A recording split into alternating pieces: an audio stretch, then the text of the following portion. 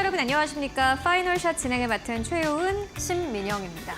네, 오늘 우리 증시 오후장 들어서 코스닥이 상승으로 반전을 했습니다. 오늘 양시장이 모두 다 하락으로 사실상의 급락 흐름으로 거래를 출발을 했는데요. 거래대금도 지난주부터 이번 주까지 계속해서 급감하고 있는 상황입니다. 이런 상황 속에 오늘 양시장이 하락으로 거래를 출발을 했고, 다만 상대적으로 바이오 기업들이 더 많이 포진되어 있는 코스닥 같은 경우에는 그래도 이 시점에서는 상승으로 반전이 됐습니다. 다만 여전히 코스피가 불안하다라는 점, 그리고 외국인 투자자들의 거래 대금이 계속해서 빠져나가고 있다라는 점은 여전히 시장을 짓누르는 포인트이기도 합니다.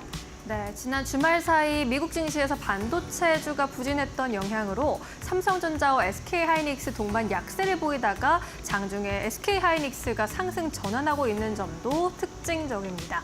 다만 여전히 불안한 2차 전지의 투심이 조금 더 아쉬운 부분인 것 같습니다. 오늘 에코프로와 에코프로비엠을 비롯한 에코프로 그룹주 장중에 일제히 52주 신저가를 다시 쓰기도 했습니다. 어려운 시장 이어지고 있는데요. 어떻게 현명하게 대처해 봐야 할지 저희와 함께 고민해 보시면 좋겠습니다. 그럼 오늘의 첫 번째 시그널 먼저 최윤 앵커가 전해드립니다. 네, 오늘 시장도 사실 코스닥 제외하고는 거의 부진한 상황입니다. 시장이 말 그대로 좋지 않은 상황인데요. 아침에 일어나 보면은 간밤 증시가 전반적으로 하락해 있는 것이 최근 시장의 특징이라고 할 수 있겠습니다. 뉴욕 증시가 하락하다 보니 한국 증시도 역시나 마찬가지로 동조화되면서 더 크게 떨어지는 현상 최근 들어서 나타나고 있습니다. 보시다시피 국내 증시의 거래 대금 추이 계속해서 우하향 흐름을 보여주고 있는 상황입니다. 오늘 아침 10시 반에는 거래 대금이 코스피 안에서는 3조 5천억 원대 머물기도 했습니다. 현재 구간에서는 코스피의 거래 대금 5조 원대 머물고 있고 코스닥은 4조 원대 머물고 있는 상황입니다. 이뿐만이 아니라 외국인들의 순매수 대금 추이도 계속해서 우하향 흐름을 보여주고 있습니다. 안타깝긴 합니다만 한국 증시가 그리고 코스피가 올라가기 위해서는 외국인들의 거래 대금이 들어와 줘야 사실은 상승 탄력을 가지고 갈 수 있는 기업들이 많아지는데 현재 시점에서는 수급도 안 좋고 거래 대금조차도 안 좋은 상황입니다. 삼성증권 측에서는 8월에 대자뷰 공포에 휩쓸리지 말자라는 투자 의견을 오늘 아침에 제시하기도 했습니다.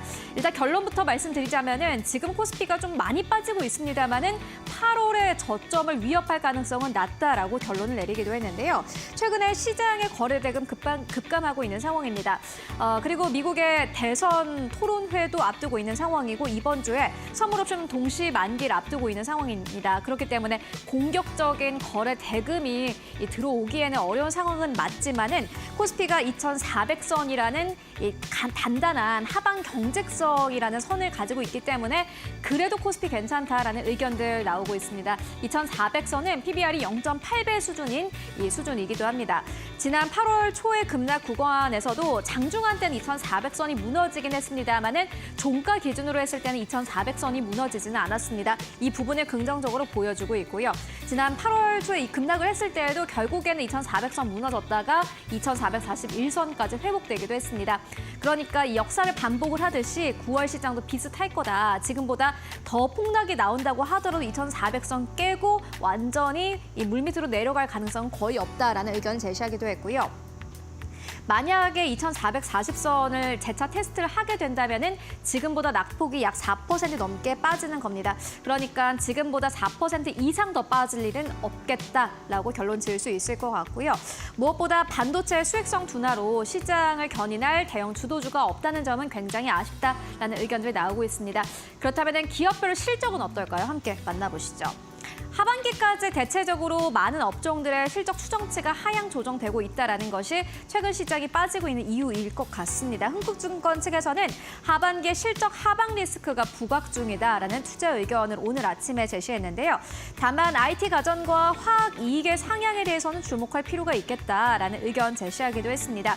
내년 같은 경우에는 기대감만 현재 높아지고 있습니다. 내년에 좋을 것이다라는 게 이번 하반기에 좋을 것이다라는 말과는 다르다라는 겁니다. 3분기와 4분기 실적이 긍정적이지 않다라는 게 결국에는 지금 시장의 가장 큰 문제점이라고 할 수 있겠습니다. 3분기 같은 경우에는 반도체 이익 하향 흐름이 결국에는 문제가 되고요. 4분기 같은 경우에는 반도체 그리고 상사와 자본재 중심으로 실적 추정치가 현재 구간에서는 하향 조정되고 있는 상황입니다. 특히나 매년 하반기 실적 전망치는 시간이 갈수록 하향 조정되는 경우가 더 많았기 때문에 우리가 생각하는 것보다 하반기 실적이 지금보다 더 안 좋을 수 있다라는 의견들 나오고 있는 상황입니다. 특히나 미국과 유럽 경기조차 좋지 않기 때문에 수출로 먹고 사는 한국 기업들 같은 경우에는 더더욱 보수적으로 접근해야 된다라는 의견들 나오고 있는 상황이고요. 다만 그 안에서도 좀 밝은 부분을 보고자 합니다. 올해는 부진하지만 내년에 좋을 업종을 흥국증권 측에서는 꼽았는데 먼저 첫 번째로는 IT 가전, 두 번째로는 화학 업종입니다. 그 가운데서도 호재가 있는 기업들을 나열을 했습니다. 첨보, SKI 테크놀로지, 그리고 에코프로, BM, 이 IT 가전 이 안에 속해 있는 기업들 가운데서 이 실적 추정치가 상향 조정되면서도 모멘텀이 있는 기업들이기도 하고요. 화학 업종 속에서도 마찬가지로 나노신소재, SKC, 코스모신소재 모두 다 긍정적인 모멘텀도 있고 내년 실적은 올해보다는 괜찮을 것이다라는 이야기들 나오고 있는 상황입니다. 이 기업들이 내년에 또 실적 기대치에 따라서 어떻게 움직여줄지를 함께 확인해 보시면 좋을 것 같고요. 그리고 많은 증권사에서 입모아서 긍정적이다라고 이야기하는 쪽은 결국에는 바이오입니다. 함께 만나보시죠. 결국에 오늘 코스닥이 오르는 것도 결국에는 바이오입니다. 다시 한번 알테오젠이 시가총액 1위 자리를 탈환한 상황이고 현재 구간에서도 1% 이상의 강세 흐름 나타내고 있는 상황입니다. 오늘 코스닥 1위권부터 5위권, 10위권 가운데 에코프로와 에코프로 BM을 제외하고는 대체적으로 상승 탄력을 가지고 가고 있는데 엔캠이라는 종목을 제외하고는 모두 다 제약 바이오인 게 특징이 될 것 같습니다. 특히나 이번 달에 또 이슈도 한 가지 있었습니다. 9월 중에 미국의 하원의 생물보안법 표결에 대한 기대감 현재 아주 강력하게 나타나고 있는 상황이고요. 대체적으로 외신에서는 이 표결이 될 것이다라는 기대감을 내비치고 있는 상황입니다. 삼성증권 측에서는 중국 생명공학기업과 이 거래 금지 법안을 발표할 시에는 삼성 바이오로직스와 같은 CDMO 기업이 분명히 수혜를 받을 것이다. 그리고 탄력을 받을 것이다라는 기대감을 내비치기도 했고요. 셀트리온도 최근 들어서 수급도 굉장히 좋습니다. 진벤트러가 미국의 3대 보험 안에서 커버리지가 가능하기 때문에 이 또한 긍정적이고요. 또 9월 23일에 이슈가 한 가지 있습니다. 알테오젠이 키티루다 SC에 대한 임상 3상을 모두 다 종료하게 됩니다. 이슈가 굉장히 많기 때문에 제약바이오는 여전히 볼만하다라는 의견들 나오고 있습니다. 제약바이오 쪽은 계속해서 꾸준히 관심이 필요해 보입니다. 이어서 두 번째 시그널 신민영 앵커와 함께 만나보시죠. 네, 두 번째 시그널로 이어가 보겠습니다. 두 번째 시그널은 조선업종 이야기를 준비했습니다. 조선업종의 주가 상반기에는 상승세를 꾸준히 이어갔었는데 하반기 들어서 특히나 부진한 흐름이 이어지고 있습니다. 특히나 최근 한 달 사이에는 조선 주요 주가들이 20% 넘게 하락하기도 했습니다. 현재 코스피 지수 대비 이렇게 언더퍼폼하고 있는 모습이 확인되고 있는데요. 상반기에는 코스피 지수 대비 아웃퍼폼 했었던 조선주들. 왜 이렇게 하반기 들어서 약세를 보이고 있는 건지 하락의 원인 좀 짚어보시자면 먼저 밸류에이션이 하락했기 때문입니다. 코스피 하락세 속에 밸류에이션이 부담으로 작용했고 많이 오른 만큼 많이 빠졌다는 거겠죠. 네, 차익 실현 매물이 쏟아지면서 조선 3사의 12개월 포월드 평균 PB가 1.8배까지 하락한 상황입니다. 환율도 하락했습니다. 이제 미국의 금리 인하 기대감 속에서 환율 하락하면서 이전 분기까지 누렸던 환차 효과가 상대적으로 작아질 것이란 예상은 나오고 있습니다. 또 조선업의 노조 파업 이슈가 발생했습니다. 지난 8월 28일부터 노조 파업이 발생했는데 그렇게 장기화하지는 않을 것이다라는 게 업계 전망이고요. 3분기 조업 일수가 감소 효과가 발생하기 때문에 이에 따라서 전분기 대비 탑라인 성장이 더딜 가능성은 제기되고 있습니다. 이렇게 복합적인 요인으로 인해서 조선주 하락세를 보이고 있지만 그래도 업황에 대한 긍정적인 전망은 이어지고 있습니다. 다음 페이지에서 확인해 보시죠. 네, 조선주에 대해서 비중 확대 의견을 유지하고 있습니다. SK증권의 리포트 가지고 왔는데요. 조선주 실적 개선에 대한 방향성이 크게 달라지지 않다라는 점 1번 요인으로 꼽았습니다. 조선주 2분기에 조선 3사 모두 어닝 서프라이즈를 기록한 바 있는데 3분기에도 실적 눈높이 계속해서 높아지고 있고요. 최근 3개월간 조선 3사에 대한 영업이익 전망치가 20% 넘게 상향 조정된 바 있습니다. 또 하반기에 예상되는 상선 물량과 글로벌 LNG 투자 확대 모멘텀 여전히 유효하다라고 전했고요. 27년에 이어서 28년까지 글로벌 조선소 인도 순로 또한 타이트해지고 있습니다. 이에 따라서 신조선가 지수 상승세 계속될 예정입니다. 새로 지어지는 배의 가격을 가늠해 볼 수 있는 이 지표 신조선가 지수는 꾸준히 지난해부터 올해까지 우상향 곡선을 그려왔고요. 지금 거의 역사적 최고가 수준인 189.7포인트까지 올라와 있는 상황입니다. 여기에 더해서 캐나다 조선업과 중국산 선박에 대한 관세 요구가 캐나다 조선업에서 동참했다라는 건데요. 미국과 중국 간의 배제 움직임에 캐나다까지도 더해지면서 우리나라 조선업계에는 반사이익 기대감 가져갈 것이다라는 전망 나오고 있습니다. 다음 페이지로 넘어가 보겠습니다. 네, 이렇게 해서 하나오션에 대해서 긍정적인 의견 다시 한번 제시하고 있습니다. 폴란드 방산그룹 WB와 잠수함 동맹을 구축했다라는 소식이 지난 4일에 전해지기도 했는데요. 폴란드 국제방산전시회에서 WB그룹과 잠수함 사업협력 MOU를 체결한 바 있습니다. 독자적 MRO 패키지를 구성하고 현지화 전략을 통해서 폴란드 오르카 잠수함 사업 수주를 위해서 노력할 예정이다라는 소식이 새롭게 나왔는데 오르카 잠수함 사업 프로젝트 같은 경우에는 폴란드에서 진행하고 있는 3조 원 규모의 프로젝트입니다. 폴란드 정부에서 새로운 조선 세척을 수주하면서 국방력을 강화하겠다는 취지로 준비하고 있는 사업이고 내년 상반기 우선 협상 대상자를 선정하는데 이번에 하나오션이 이 전시회에서 장보고 3를 선보인 바 있습니다. 이에 대해 긍정적인 소식 들려오고 있는 상황이고요. 하나오션의 주가 같은 경우에 최근에 코스피 대비 살짝 언더펌펌하고 있긴 하지만 상반기에 많이 오르지 못했기 때문에 하반기에는 다른 업체들 비해서 상승 여력이 있다라는 그러한 분석이 나오고 있습니다. 마지막 페이지로 넘어가 보겠습니다. 네, 삼성중공업에 대해서도 긍정적인 의견이 나오고 있습니다. 조선업 최초로 ISO 리스크관리 국제표준 검증을 통과했다는 소식도 전해졌는데요. 조선업계 최초로 리스크관리 국제표준 검증 심사를 통과했고 로이드 인증원으로부터 검증서를 수령했다는 뉴스입니다. 해당 시스템을 통해서 모든 선박 및 해양 프로젝트를 수행 시에 수주부터 인도까지 전 과정의 리스크관리 능력이 확대됐다는 평가를 받고 있고요. 삼성중공업의 경우에는 최근에 특히나 시가총 또 상승세를 그래도 타고 있는 데다가 외국인과 기관의 순매수세가 특징적으로 들어오고 있습니다. 반면에 개인의 누적 순매수세는 하락세를 보이고 있고요. 오늘 시장에서 하락 출발했지만 장중에 상승 반전하는 모습을 보여주기도 했습니다. 삼성중공업을 위주로 빅3 조선사에 대한 실적 상승 기대감 여전히 유효하다라는 점 그리고 계속해서 좋은 뉴스가 나오고 있다는 점은 잘 참고해 보시면 좋겠습니다. 네, 오늘도 2시간 저희와 함께 하시면서 현명한 투자 전략 챙겨가시기 바랍니다. 그럼 파이널샷 지금 바로 출발합니다.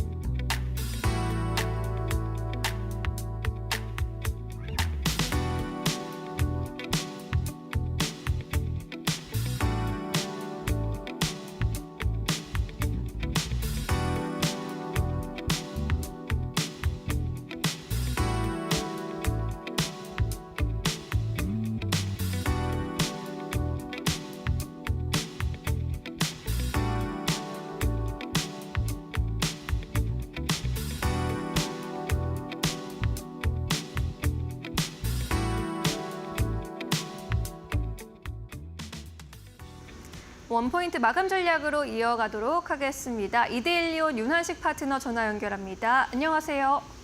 네, 안녕하세요. 윤환식 파트너입니다. 네, 장중에 코스닥이 상승 저단하긴 했는데 여전히 시장에는 불안감이 깔려 있는 분위기입니다. 오늘 시장 어떻게 분석하고 계십니까? 일단 8월 고용은 세부 내용상 경기 전망과 9월 FOMC 인하폭에 대한 보호성을 제공했습니다. 시장은 경기 침체에 빠질 것이라고 상정한 채 50포인트 인하를 요구하는 분위기나 아직까지 침체 진입폭은 임박했다는 증거가 데이터상으로는 불충분합니다. 이번 주에도 시장의 부정적인 인식을 전환시킬 재료들은 존재하고 있고 고용 냉각, 경기 침체 불안에 대한 최근의 주가 반응은 과도한 것으로 판단하고 있습니다. 코스피 역시 현재 밸류에이션을 놓고 보면 과매도 구간에 있습니다. PBR이 약 0.89배에 놓여 있는 상태이며 최근 얕아진 수급 환경 속에 주중 선물 옵션 동시 만기일 연휴로 인한 수급 공백 및 변동성 추가 확대를 감안했을 때에도 2,500포인트를 이탈할 수 있겠으나 일시적인 현상일 수도 있을 만큼 2,500포인트 이하에서는 충분히 종목들별로 저가 매수가 유효하다고 생각이 됩니다. 네, 지금 시장의 우려가 좀 과도하다라는 게 전문가들의 중론인 것 같습니다. 그렇다면 현재 구간에서 오후장에서 좀 공략해 볼 만한 종목 꼽아주신다면 어떤 종목이 될까요? 먼저 오늘은 원전 관련주 하나 가져와 봤습니다. 종목명은 한전산업이고요. 토마시 포야르 체코 국가안보보좌관은 용산 대통령실로 윤 대통령을 예방한 자리에서 체코로서는 한국과 두코바니 원전 건설 사업 최종 계약을 체결하게 될 것으로 확신한다라고 밝혔습니다. 두코바니 원전 사업 계약과 관련한 체코 측의 이 같은 공식 반응은 최근 미국 원전 기업들의 웨스팅하우스가 우리 기업의 두코바니 원전 사업 우선 협상 대상자 선정에 항의하고자 체코 반독점 사무소에 진정을 제기한 가운데 나와 주목하고 있습니다. 하지만 체코 국가안보보좌관이 윤 대통령을 예방한 자리에서 한국과 최종 계약의 체결을 확신하게 될 것으로 보인다라고 밝혔기 때문에 이 원전 관련주의 기대감은 지속될 것으로 보이고요. 그렇기 때문에 현재 원전 관련주들의 저가 매수가 유효한 상황이라고 보고 있습니다. 매수가는 14,000원부터 14,600원까지 매수가 드리겠고요. 비중은 10%, 손절가는 13,500원, 목표가는 17,000원까지 목표가 드리도록 하겠습니다. 네, 원전주 한전산업 꼽아주시네요. 오늘 말씀 고맙습니다. 네, 감사합니다. 이어서 외국인과 기관은 어떤 종목들에 주목하고 있을까요? 최윤 앵커와 함께 확인하고 오시죠. 네, 먼저 오늘 외국인 투자자들이 코스피 안에서 사고 팔고 있는 기업들부터 만나보도록 하겠습니다. 오늘 먼저 첫 번째로는 현대차 가장 많이 사들이고 있습니다. 두 번째로는 포스코홀딩스, 세 번째로는 KT, 네 번째로는 HD 현대일렉트릭, 그리고 다섯 번째로는 아모레퍼시픽 이름 올리고 있는 상황입니다. 오늘 두루두루 많은 기업들을 현재 담고 있는 모습 확인되고 있고요. 매도하는 기업들부터 살펴보도록 하겠습니다. 삼성전자, SK하이닉스 나란히 매도 흐름 나타내고 있는 상황이고요. 세 번째로는 유한양행, 네 번째로는 우선주, 다섯 번째로는 삼성전기 이름 올리고 있는 상황입니다. 일단 연속성은 잘 포착되고 있지 않은데 코스닥 안에서는 어떨까요? 함께 만나보시죠. 네, 오늘 코스닥 안에서 외국인 투자자들은 HLB를 가장 많이 매수하고 있습니다. HLB 오늘 시장에서 5% 이상의 강세 탄력 가지고 가고 있습니다. 외국인들의 매수가 연이어서 들어오고 있는 상황이고요. 두 번째로는 실리콘2, 세 번째로는 재룡전기입니다. 역시나 오늘 시장에서 강한 시세를 나타내고 있는 기업들입니다. 네 번째로는 알테오젠, 다섯 번째로는 테크윙 이름 올리고 있고요. 매도하는 기업들 살펴보도록 하겠습니다. 가장 첫 번째로는 에코프로, 두 번째로는 블루엠텍, 그리고 세 번째로는 파마리서치 이름 올리고 있고요. 네 번째로는 하나머트리얼즈, 다섯 번째로는 화성밸브 이름 올리고 있습니다. 이어서 기관 투자자들의 수급 흐름도 함께 만나보시죠. 네, 기관 투자자들은 오늘 SK하이닉스를 오랜만에 매수하고 있습니다. SK하이닉스에 대해서 저점 매수에 들어간 것으로 보여지고요. LG전자 두 번째 자리하고 있습니다. 외국인과 기관이 연이어서 담고 있는 기업 LG전자입니다. 세 번째로는 아모레퍼시픽, 네 번째로는 APR, 다섯 번째로는 셀트리온인데 오늘 외국인과 기관 모두 다 피부 미용 쪽으로 계속해서 담고 있는 모습, 화장품도 담고 있는 모습 포착되고 있고요. 매도하는 기업들 살펴보시면 가장 첫 번째로는 삼성전자, 두 번째 번째로는 현대차입니다. 특히나 최근 들어서 외국인과 기관의 삼성전자 매도 연이어서 나오고 있는 상황인데 2024년을 기준으로 했을 때 연수율이 현재 하락으로 전환이 된 상황입니다. 삼성전자 외국인 기관 수급 빠져나가면서 시세가 불안한 상황이고요. 세 번째 우선주, 네 번째로는 포스코 홀딩스, 다섯 번째로는 HD 현대일렉트릭 이름 올리고 있습니다. HD 현대일렉트릭 같은 경우는 외국인들의 아주 강력하고 공격적인 매수가 들어오고 있지만 기관은 매도한다는 흐름이 약간 다른 부분으로 보여지고요. 이어서 코스닥 안에서의 수급 흐름 함께 만나보시죠. 네, 오늘 코스닥 안에서는 기관 투자자들이 ST팜을 가장 많이 매수하고 있고요. 두 번째로는 코스메카 코리아, 세 번째로는 ABL 바이오, 네 번째로는 카페24, 다섯 번째로 휴젤 이름 올리고 있습니다. 톡신 쪽으로도 역시나 마찬가지로 수급 계속해서 들어오고 있는 상황이고요. 매도하는 기업들 살펴보도록 하겠습니다. 알테오젠 가장 첫 번째 자리하고 있습니다. 두 번째로는 에코프로비엠, 세 번째로 삼지엔터, 네 번째로는 하이로닉, 다섯 번째로는 CNC 인터내셔널 이름 올리고 있습니다. 지금까지 수급 상황 함께 살펴보고 왔습니다. 네, 이어서 시장에서 수급이 쏠리고 있는 수급 특징주 조금 더 자세히 공부해 보도록 하겠습니다. 이데일리 스페셜리스트 신일섭 전문위원과 함께하겠습니다. 어서 오세요. 안녕하세요. 네, 오늘도 세 가지 종목들 함께 살펴보겠습니다. 첫 번째 종목 바이오 종목이네요. 퓨처캠입니다. 오늘 코스닥 지수가 그래도 장중에 상승 반전해줘서 현재 1% 넘게 올라주고 있는데 바이오주들이 선전해주고 있다라는 점이 오늘 또 특징적입니다. 퓨처캠도 5% 넘게 올라주고 있는 상황. 알테오젠이 1%대, HLB 5%대, 클래시스 1%대 상승세 보여주고 있습니다. 퓨처캠은 어떤 모멘텀을 가지고 있을까요? 네, 퓨처캠은 일단 알츠하이머병 치료제를 처방하기 위해서 사전 검사가 필요한데 이때 아밀로이드 베타 분포와 침착된 상태를 확인해서 알츠하이머인지 아닌지 가립니다. 이때 양전자 방출 단층 촬영 PET-CT를 진행하게 되는데 이때 필요한 알츠하이머병 진단제 알자뷰를 활용하게 됩니다. 그래서 더 잘 방사선 촬영이 더 잘 보이게 하는 조영제를 가지고 있다. 그다음에 이제 진단의약품 중에 전립선암 진단제 FC303, 뇌종양 진단제 FMT, 심내혈관 질환 진단제 FC505, 타우 단백질 타깃으로 하는 알츠하이머 치매 진단제 FC212를 보유 중입니다. 그 중에서 이제 치료의약품 쪽에 PSMA라고 전립선암에 특이적으로 발현하는 전립선 특이세포막 항원을 의미하는데 이거를 추적을 하는 FC705, 이게 치료의약품의 대표적인 것이고요. FC303, 퓨처캠이니까 앞에 다 FC가 붙은 겁니다. 퓨처캠에서 방사선 동위원소에 사용되는 방사선 동위원소를 사용해서 전립선 암에만 특이적으로 발현되는 PSMA 단백질을 표적으로 하는 암세포를 추적해서 관찰하는 조영제 FC303, 이게 대표 파이프라인입니다. FC303이 진단의약품으로 조영제이고 우리 CT나 MRI 찍을 때 조영제 맞아보신 분들 계신가요? 금속 맛이 나면서 씁쓸하면서 기분이 더럽습니다. 그게 혈관을 잘 보여주게 하는 약이죠. FC303, 그게 진단의약품이고 이 조영제다. 그 FC303을 치료제로 바꾼 것이 FC705입니다. 자, 그래서 대표적으로 이 두 가지죠. 전립선 암을 대상으로 하는 진단제와 그리고 치료제. 이거를 지금 주력으로 하고 있고 아까 전에 알츠하이머병 진단제 알자뷰. 여기서 나오는 돈을 가지고 전립선 암에 활용될 수 있는 진단제와 치료제를 임상시험을 하고 있다. 이렇게 보시면 될 것 같습니다. 그럼 진행 상태를 알아볼게요. FC303. 아까 전에 전립선 암에는 PSMA라는 단백질이 발현이 된다고 했죠. 특이하게. 그게 발현이 되면 전립선 암으로 확정될 수가 있습니다.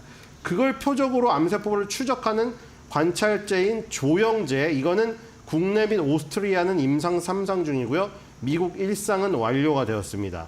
오스트리아에서는 2021년도 5월 달에 해외 파트너사를 통해서 임상 3상 계획 승인을 받고 3상 진행 중이고요. 중국에서도 해외 파트너사를 통해서 임상 3상을 진행 중입니다. 아까 말한 대로 진단용 FC303을 치료 목적으로 변환한 전립선암 치료제가 FC705라고 말씀을 드렸죠. 결국에는 FC303과 FC705 그리고 가장 최근에 AC 악티늄 225를 활용한 AC225 리간드 전립선암 치료제, 이 225AC 액토타다이펩, 이 임상 1상, 요 세 가지 임상 시험을 하기 위한 돈을 땡기기 위해서 130억 원 규모의 CPS와 CB를 발행했습니다. 65억 원 상당의 상환 의무가 없는 제3자 배정 우선주, 이게 CPS입니다. 그리고 65억 원을 또 CB, 전환사채를 통해서 합쳐서 130억 원을 조달하기로 했는데 총 8개 운용사가 참여할 예정이고 신주 발행가는 주당 22,436원, 지금 현재 주가랑 비슷한 흐름입니다. 그래서 이것을 성공적으로 지금 그 조달을 했기 때문에 임상에 아무 무리가 없게 됐습니다. 그래서 FC705랑 그리고 새롭게 지금 한다고 했던 AC225 액토타다이펩, 이 임상 1상, 이 두 개가 이제 주력이 되겠죠. 왜냐면 아까 진단에 필요한 FC303, 이거는 지금 3상이 진행 중인 것이 많죠. 미국 1상이고 국내 오스트리아, 중국이 임상 3상입니다. 네. 최종 단계에 이르렀고 그 다음에 이제 초반 단계인 것이 치료제 2개예요. 퓨처케미 FC705, 이거는 LU177을 기반으로 한 것이고 그 다음에 이게 미국 임상 2상에 들어가 있습니다. 그 다음에 리간드 전립선 암치료제 25AC 액토타다이펩 임상 1상, 이거는 AC225를 기반으로 한 겁니다. 이게 둘 다 방사선 동위 원소입니다. 근데 LU177은 베타선이고요. AC225는 알파선입니다. 그래서 지금 FC705는 아까 전에 말했다시피 전립선암에 특이적으로 발현하는 특이한 단백질이 있습니다. PSMA, 거기에 결합하는 펩타이드, 그리고 치료용 동위원소 LU177, 요거를 결합한 방사선 의약품입니다. 그래서 혈관을 통해서 암세포에 도달을 시킨 다음에 LU177에서 방출되는 베타선으로 전립선 암세포를 사멸시킵니다. 네. 이게 국내 임상 2상에 들어가 있고요. 마지막 환자 투여가 완료가 돼서 현재 경과 관찰 중입니다. 다음 달 독일에서 열리는 유럽 핵의학학회에서 중간 결과 구두 발표 예정입니다. 지금 종양학회가 하나 열리고 그 다음에 에스모가 열리고 그 다음에 유럽 핵의학학회 열리는 3연타 회의가 열립니다. 유럽 핵의학회는 미국 핵의학회와 더불어서 핵의학 분야에 가장 권위 있는 학회고요. 유럽 핵의학회는 독일 함부르크에서 10월 15일부터 23일까지 개최가 됩니다. 전립선암은 이게 크기가 작고 초기암일 경우에 증상이 거의 나타나지 않기 때문에 조기 발견하지 않으면 뒤늦게 발견되니까 조기 발견이 중요해요. 그래서 지금 퓨처케미아는 진단용 FC303도 중요한 것입니다. 진단을 먼저 해야 되는 거. 네. 그리고 나서 치료가 지금 들어가게 되는데 치료에서도 지금 두 가지가 있는데 아까 전에 말했듯이 FC705가 있고 새롭게 하는 것이 있습니다. 25AC 액토타다이펩 임상 1상 이거죠. 이게 뭐가 유리하냐면 177LU 대비해서 25AC라는 알파선 물질은 반감기가 깁니다. 25AC가 11일이고 177LU가 7일이에요. 몸속에서 더욱더 오래 지금 진행이 될 수 있기 때문에 치료를 더 오래 할 수 있는 데다가 알파선은 투과력이 낮아 약효가 강하고 작용거리가 짧아서 상대적으로 안전한 장점이 있습니다. 이 지금 177LU가 베타선 기반으로 했다고 했는데 지금 이 씬에서 가장 앞서 나가고 있는 노바티스도 자기네가 지금 그 FDA에서 승인받은 약이 전부 베타선 기반으로 한 약입니다. 그래서 지금 이 25AC를 기반으로 한 알파선을 기반으로 한 이 약은 베타선 기반에서 아까 전에 말씀드린 대로 장점이 있기 때문에 그리고 실제로 지금 임상시험 결과도 초반이긴 하지만 이 그 똑같은 기간에 노바티스가 지금 FDA에서 승인받은 약물이 기록했던 기록을 지금 앞서 나가고 있습니다. 그래서 지금 퓨처캠이 굉장히 기대가 큰 지금 상황이라고 볼 수가 있겠습니다. 네, 전립선 암 치료제 관련 연구 개발을 하고 있는 회사이고 다음 달 독일에서 열리는 유럽 핵의학회에서 중간 결과를 또 발표할 예정이라고 합니다. 관련 기대감 강하게 받아가고 있으니까요. 참고해 보시면 좋겠습니다. 두 번째 종목으로 넘어갈게요. 실리콘2. 현재 구간 실리콘2 10% 넘게 급등세 보여주고 있습니다. 외국인의 순매수세가 4거래일 연속 최근에 들어오기도 했고요. 최근에 굉장히 굉장히 양호한 증거인가의 평가를 받고 있는데 오늘도 유안타증권이 K뷰티 성장을 주도하는 유통사로서 재평가가 필요하다라는 분석을 내놓기도 했습니다. 실리콘투 요즘에 계속 좋은 분석이 많이 나오고 있네요. 네, 실리콘투가 화장품주의 지금 대장이고요. 실리콘투가 무너지지 않으면 화장품주는 계속 순환매가 돕니다. 예. 실리콘투가 지금 잘 나가고 있는 배경에는 지금 K뷰티가 잘 나가고 있는 배경하고 똑같은 부분이 있습니다. 지금 아모레퍼시픽과 LG생활건강이 탈중국을 하는데 덩치가 커서 꽤 오래 걸리는 동안 탈중국을 미리 하거나 처음부터 중국을 이 근거지에 두고 있지 않고 시작을 하거나 미국향, 그리고 유럽향, 동남아시아향, 일본향, 그리고 플랫폼도 면세점이 아닌 올리브영, 다이소, 편집샵 이런 쪽에서 시작했던 인디 브랜드들, 그다음에 인디 브랜드를 뒷받침해주는 우리나라 중소형 OEM, ODM사, 네. 그리고 실리콘투처럼 물류를 제공하고 플랫폼을 제공하고 한류의 열풍을 이용해서 음식, 그리고 음악, 그리고 화장품 이 세 개를 엮여서 마케팅까지 해주는 이런 사업 모델들, 이런 것들이 지금 부각이 되었죠. 실리콘투는 처음부터 중국 사업을 하고 있지 않았습니다. 2010년대 중후반 이미 중국 시장에서 완전히 철수한 뒤였고요. 그렇기 때문에 사드 보복에 노출도 안 됐습니다. 사드 보복이 2014년, 15년부터 굉장히 강화됐는데 이미 중국 시장에서 후퇴를 했기 때문에 나간 게 없으니까 타격도 받지가 않은 것이죠. 보복을 하려고 해도 보복할 곳이 없었던 겁니다. 실리콘투는. 중국 사업이 이미 15년 전부터 아예 싸그리 없는 상태였고요. 최근에 미국 법인인 스타일 코리안을 통해서 캘리포니아 부에나파크에 위치한 건물 2개를 샀습니다. 709억 원을 주고요. 이것을 바탕으로 이제 미국 내에서 사업을 하는 우리나라의 수많은 인디 브랜드들, 토종 브랜드들의 물류센터로 아마 활용할 가능성이 높고요. 6월 8일 날 캘리포니아 최대 아울렛 중 하나인 온타리오 밀스몰에 실리콘투의 미주 법인인 스타일 코리안, 아까 나왔죠. 스타일 코리안이 운영하는 첫 오프라인 매장까지 열었습니다. 실리콘투가 그동안 플랫폼을 갖고 있었다는 게 오프라인 플랫폼이 아니라 스타일 코리안닷컴이라고 온라인 사이트였습니다. 그래서 아까 말한 대로 한국의 떡볶이, 그리고 BTS 음악, 그다음에 이 인디 뷰티 화장품 이 세 가지를 전부 다 그 온라인 홈페이지에 올려놓고 해외 소비자들이 들어와가지고 놀 수 있는 공간을 만들어 놓은 겁니다.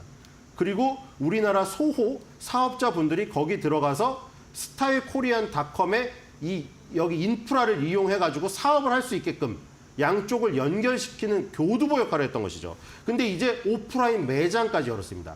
미국의 심장에다가. 네. 그리고 지금 이 이름이 모이다입니다. 모이다라고 여러 가지 상품을 모이는 편집샵이죠. 그래서 이 워렌 버핏이 투자한 울타뷰티랑 똑같은 사업 모델입니다. 네. 울타뷰티에는 세계 화장품이 다 들어가 있는 것이고 모이다에는 오로지 코리안 화장품만 다 모아놓은 겁니다. 특히 인디 브랜드들이 많이 있죠. 여기 아모레퍼시픽이나 LG생활건강보다는 마녀공장이라던가 이 작은 기업들이 많아요. 이 편집사 형태의 K뷰티 판매점 1호점이 생겼고요. 그 온타리오 밀스몰에 아까 지금 1층 중에서 포에버 21 바로 옆자리를 차지했습니다. 그래서 메인 자리라고 할 수가 있겠고요. 실리콘투의 사업 구조를 따지면 기업 고객이 많습니다. 아까 말한 대로 그 플랫폼을 외국 소비자가 와서 이용하는 것이고 국내에는 기업들이 가서 그 물류망과 인프라를 이용하는 것이죠. 그래서 코퍼레이트 어카운트, 이 기업 고객 부분이 가장 크고요. 그다음에 PA, 퍼스널 어카운트, 개인 고객 부분이 있고요. 그다음에 배송 대행을 의미하고 물류 총괄을 의미하는 풀필먼트, 이 순입니다. 이렇게 나눠져 있는데 1분기 기준으로 매출 비중은 이 기업 상대 도매 매출인 CA 부분이 84%, 그다음에 배송 대행 물류 풀필먼트 13%, 퍼스널 어카운트가 3%, 개인 고객은 가장 적은 모습을 보이고 있죠. 그래서 퍼스널 어카운트 사업이 미국, 러시아, 동남아시아 등 120여 개국 개인 고객들이 제품을 구매할 수 있도록 하는 사업, 역경매 이렇게 볼 수가 있겠죠. 외국 개인 소비자들을 의미합니다. 스타일 코리안닷컴에 들어와서 직접 사는 외국 소비자들을 대상으로 한 매출을 의미하고요. 그다음에 아까 풀필먼트는 이커머스 업체로 물류 운송을 해주는 사업, 현지 이커머스 업체로 이것입니다. 그리고 해외 매출 비중이 90%인 것도 특징이죠. 중국이 완전히 없다고 했죠. 중국은 0%입니다. 네. 이 실리콘2의 매출 비중은 미국, 한국, 그다음 유럽, 그중에서도 네덜란드가 1위입니다. 그다음 말레이시아, 인도네시아, 호주 순서입니다. 그래서 지금 계속해서 그 중점을 두고 있는 게 네덜란드 지사 설립, 폴란드의 물류 창고, 이런 지금 한류가 먹힐 수 있는 유럽을 적극 공략하면서 유럽의 매출 수준이 거의 미국 수준으로 따라왔습니다. 그러니까 지금 미국 있고 유럽이고 바로 밑에 한국이 있고 그다음에 동남아시아 나아가서는 아랍권까지 지금 저기 사세를 확장하고 있는 네. 우리나라의 플랫폼 기업이라고 보시면 될 것 같고요. 예. 그래서 우리나라의 중소 인디 브랜드들과 인디 브랜드들을 받쳐주는 OEM, ODM 업체들이 성장을 하면은 당연히 실리콘2도 성장하는 구조다. 이렇게 보시면 되겠습니다. 네, 우리나라 인디 브랜드 화장품들 갓성비라고 하죠. 싸고 품질이 좋은 화장품들을 취급하면서 해외에서 아주 큰 인기를 얻고 있기 때문에 실리콘2에도 수혜가 계속 기대될 것으로 보입니다. 눈여겨보셔도 좋을 것 같습니다. 세 번째 기업 한선 엔지니어링 살펴보도록 하죠. 한선 엔지니어링도 오늘장에서 약세장에서도 불구하고 5%대 강세 보여주고 있습니다. 계측 장비용 피팅, 밸브 및 플러밍 전문 기업인데 정확히 뭐 하는 기업입니까? 네, 우리가 조선 산업에서 피팅의 대명사, 네. 태광하고 성광밴드가 있고요. 태광하고 성광밴드는 용접용 피팅이라고 굉장히 구경이 큰 것들을 만드는 것이고, 그다음에 개장용 피팅으로 가면 이제 뭐 핀이라던가 밸브라던가 이런 거 만드는 업체들, 하이로 코리아나 BMT 같은 것들이 있죠.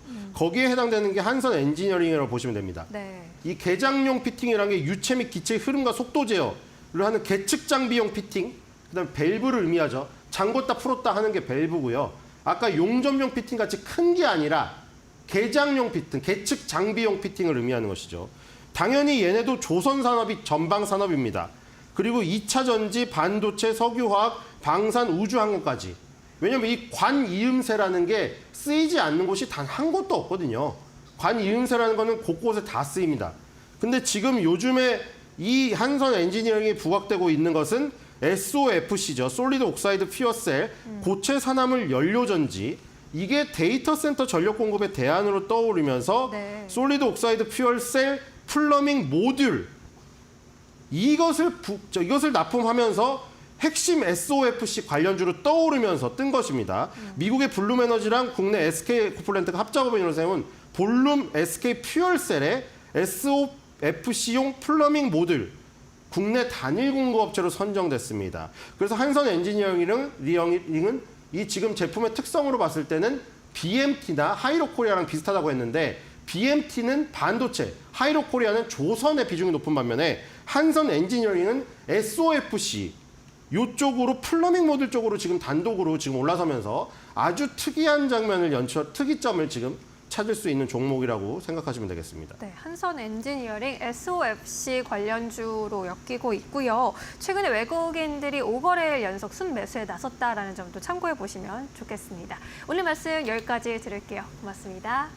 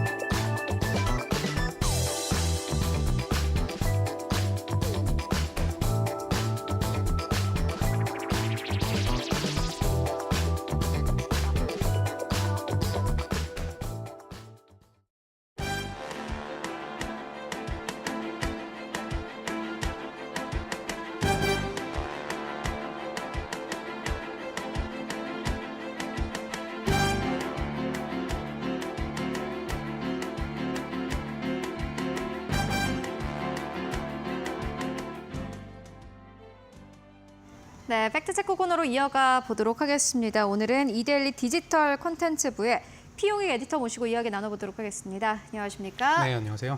네, 지난주에 이제 고용 보고서가 드디어 금요일에 발표가 됐고 이번 주는 추석을 앞두고 있는 시장입니다. 이번 주에 좀 주목을 해볼 만한 재료들 먼저 중요한 것부터 짚고 가도록 하겠습니다. 네, 이번 주는 지난주에 불거졌던 경기 침체 우려가 해소될지 관심이 모아지고 있습니다.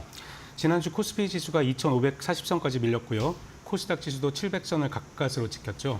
오늘은 장 초반 많이 떨어지다가 지금 많이 낙폭을 회복한 모습입니다만 이렇게 증시가 부진한 이유는 미국에서 경기 침체 우려가 다시 불거졌기 때문입니다. 지난주 경제 지표들을 통해서 미국의 제조업황이 부진하고 노동시장도 경직돼 있다는 그런 신호가 나왔는데요. 8월 초에 경기 침체 우려를 키웠던 경제 지표들이 한 달 만에 반복돼서 나오기 때문에 주목해야 된다고 제가 지난주에 말씀드렸는데요. 그 걱정했던 대로 그렇게 나왔습니다. 가장 주목됐던 고용 지표를 보면 미국의 8월 비농업 일자리 증가폭이 예상치를 밑돌았고요. 6월이랑 7월 증가폭도 하향 수정되면서 고용 둔화가 예상보다 빠르게 나타나고 있다는 우려가 커졌습니다. 그렇다면 연방준비제도가 빅컷을 단행하지 않을까 이런 기대감이 생길 만도 하잖아요.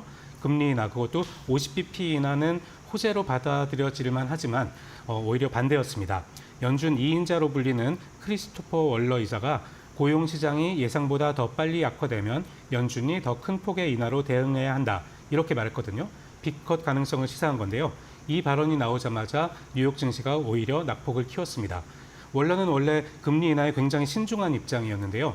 이런 사람이 빅컷을 시사할 정도로 경기가 안 좋구나 이렇게 해석이 된 걸로 보입니다. 이번 주는 미국의 주요 물가 지표들이 나옵니다. 그리고 연준 위원들이 통화정책 회의를 앞두고 발언을 자제하는 블랙아웃 기간이 시작되고요. 또 애플은 신제품 공개 행사를 열고 아이폰 16을 공개합니다. 대선 후보인 민주당 카멀라 해리스 부통령과 공화당 도널드 트럼프 대선 후보가 맞붙는 첫 TV 토론회 일정도 있습니다.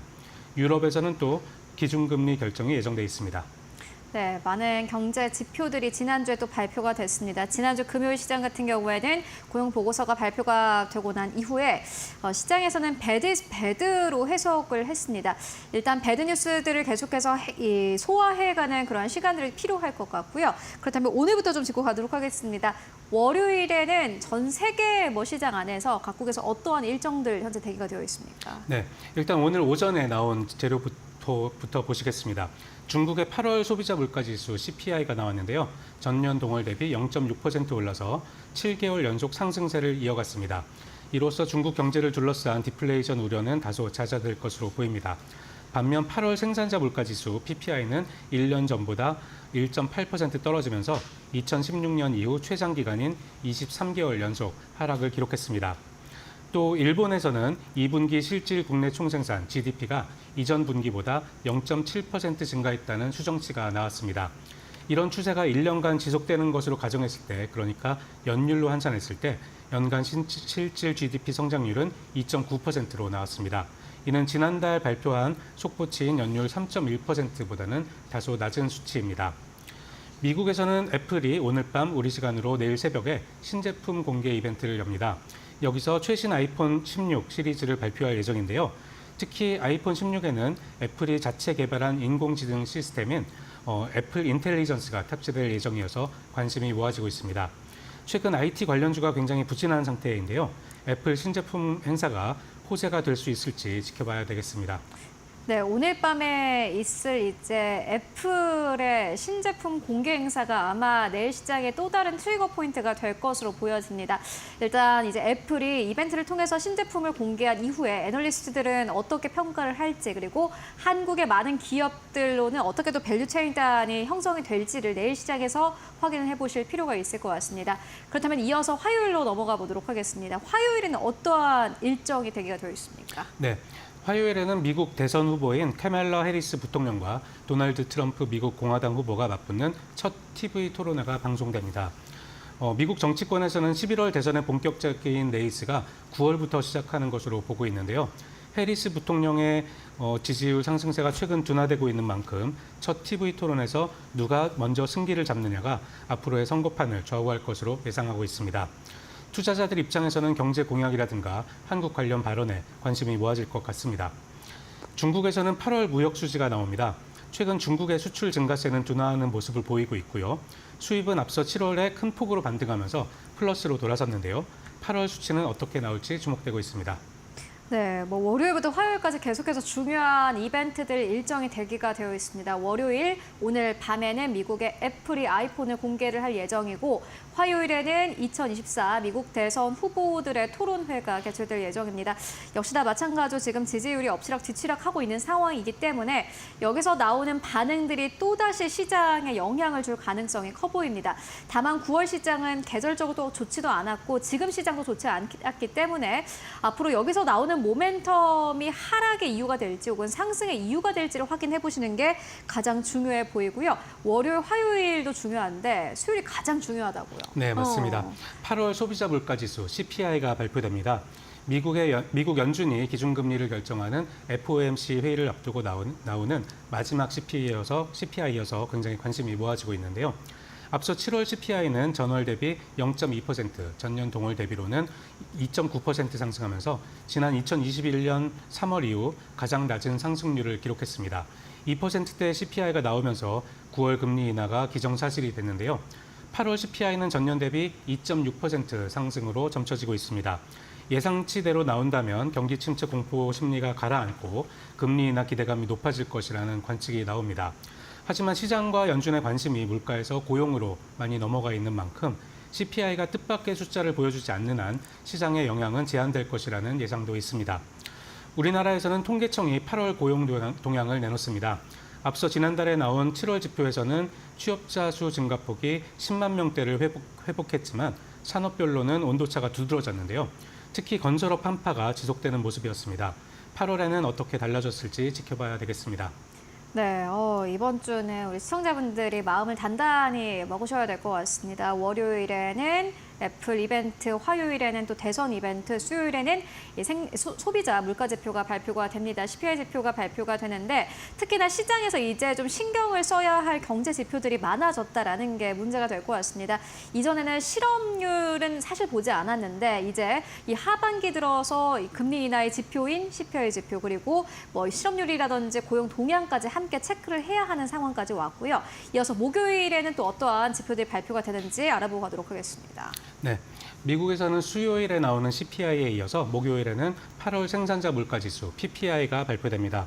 생산자 물가는 결과적으로 소비자 물가로 이어지기 때문에 CPI 못지않게 중요하게 보셔야 할 것 같습니다. 7월에는 전년 대비 2.2%가 나왔는데요. 8월 숫자에도 관심이 모아지고 있습니다.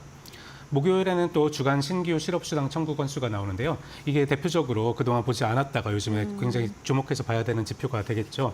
아까도 말씀드렸듯이 연준의 관심이 물가에서 고용으로 많이 옮겨져 간 상태이기 때문에 매주 나오는 실업수당 청구 건수도 잘 체크하셔야 될 것 같습니다. 유럽에서는 유럽중앙은행 ECB가 통화정책회의를 열고 기준금리를 결정합니다. 지난 6월에 미국보다 먼저 금리를 내린 뒤에 7월에는 동결했었는데요. 지난달 잭슨홀 미팅에서 유로존의 주요 중앙은행 총재들이 9월 인하 가능성을 시사했습니다. 물가 지표를 보더라도 8월 유로존의 CPI 상승률이 전년 대비 2.2%로 나왔죠. 3년 만에 최저 수준을 나타냈기 때문에 추가 금리 인하 가능성에 무게가 실리고 있습니다. 네, 일단 뭐 수요일에는 CPI 지표, 목요일에는 생산자 물가 지표가 발표가 될 예정입니다. 지표들 중요해 보이고요. 이어서 금요일에는 또 어떠한 지표가 발표되는지 듣고 가도록 하겠습니다. 네, 금요일에는 지표가 많지는 않습니다. 미국에서는 미시간대가 발표하는 9월 소비자 심리 지수가 발표되고요. 8월 확정치는 67.9로 전달보다 개선되는 모습을 보였고요. 9월 전망치는 이보다 더 좋아진 68.5입니다. 미국의 8월 수입 물가도 나옵니다. 7월에는 0.1% 상승했었는데 8월에는 마이너스 0.3%로 예상되고 있습니다. 네, 이번 주에는 중요한 이벤트들 대기가 되어 있는 상황입니다. 오늘 저녁부터 애플 그리고 미국의 대선 토론회 CPI 지표, 생산자 물가지수 PPI 지표까지 일제 발표가 될 예정입니다. 특히나 이제 금요일 시장이 끝나고 나면은 한국은 추석 연휴에 들어가게 되고요. 보니까 추석 연휴가 이제 끝나고 나면은 FMC가 진행이 되는데 네. 그 기간까지는 이제 블랙아웃 기간이잖아요. 그렇죠. 네. 아무래도 많은 분들이 좀 답답해 하실 수도 있을 것 같아요. 특히나 9월 FOMC에 워낙 또 관심을 가지고 계시다 그렇죠. 보니 특히나 답답해 하실 것 같은데 어떻게 보십니까? 네, 연준이 현지 시간으로 9월 17일부터 18일까지 FOMC 회의를 열고 기준금리를 결정하거든요. 약 2주 전부터 블랙아웃 기간이고요. 연준 관계자들이 통화 정책에 대한 발언을 자제하는 기간이라고 보시면 됩니다. 그래서 지난주만 봐도 크리스토퍼 월러가 뭐라고 했다, 존 윌리엄스가 뭐라고 했다, 이런 것들이 언론에 보도가 되고 시장에 영향을 줬었는데요. 앞으로 열흘 동안은 깜깜이 기간이라고 보시면 될 것 같습니다. 그런데 평소 같으면 별 문제가 없을 텐데 지금은 연준이 기준금리를 25bp 인하할지 50bp 내릴지 관심이 큰 상황이어서 좀 답답하고 또 불안한 기분도 들 것 같은데요. 그만큼 변동성이 커질 수 있으니까 유의하셔야 될 것 같습니다. 이번 주가 지나면 다음 주는 추석 연휴가 있고요. 연휴가 끝나자마자 FOMC 결과를 받아보면서 우리나라 시장이 열리는 셈이거든요. 이번 주에는 그러니까 주요 일정들 그리고 경제 지표 하나하나를 잘 체크해서 대응하셔야 될 것 같습니다.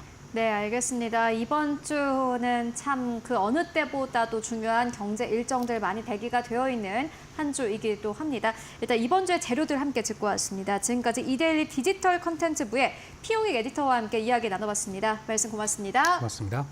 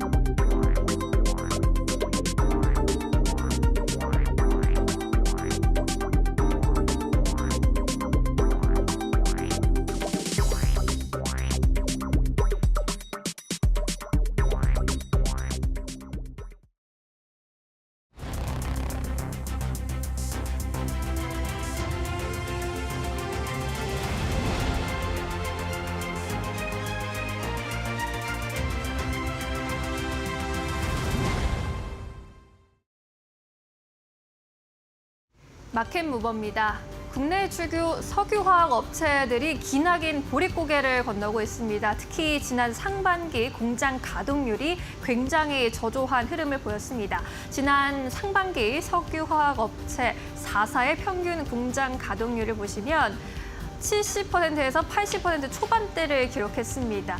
통상적으로 이 70%의 가동률이 업계의 손익분기 마지노선으로 꼽히는데요. 그에 비해서 굉장히 저조한 흐름 나타나고 있습니다. 지난 코로나19 호황기 때는 90%를 넘어서던 가동률이었는데 왜 이렇게 하락하게 된 것일까요? 그 이유는 삼중고에 시달리고 있기 때문입니다.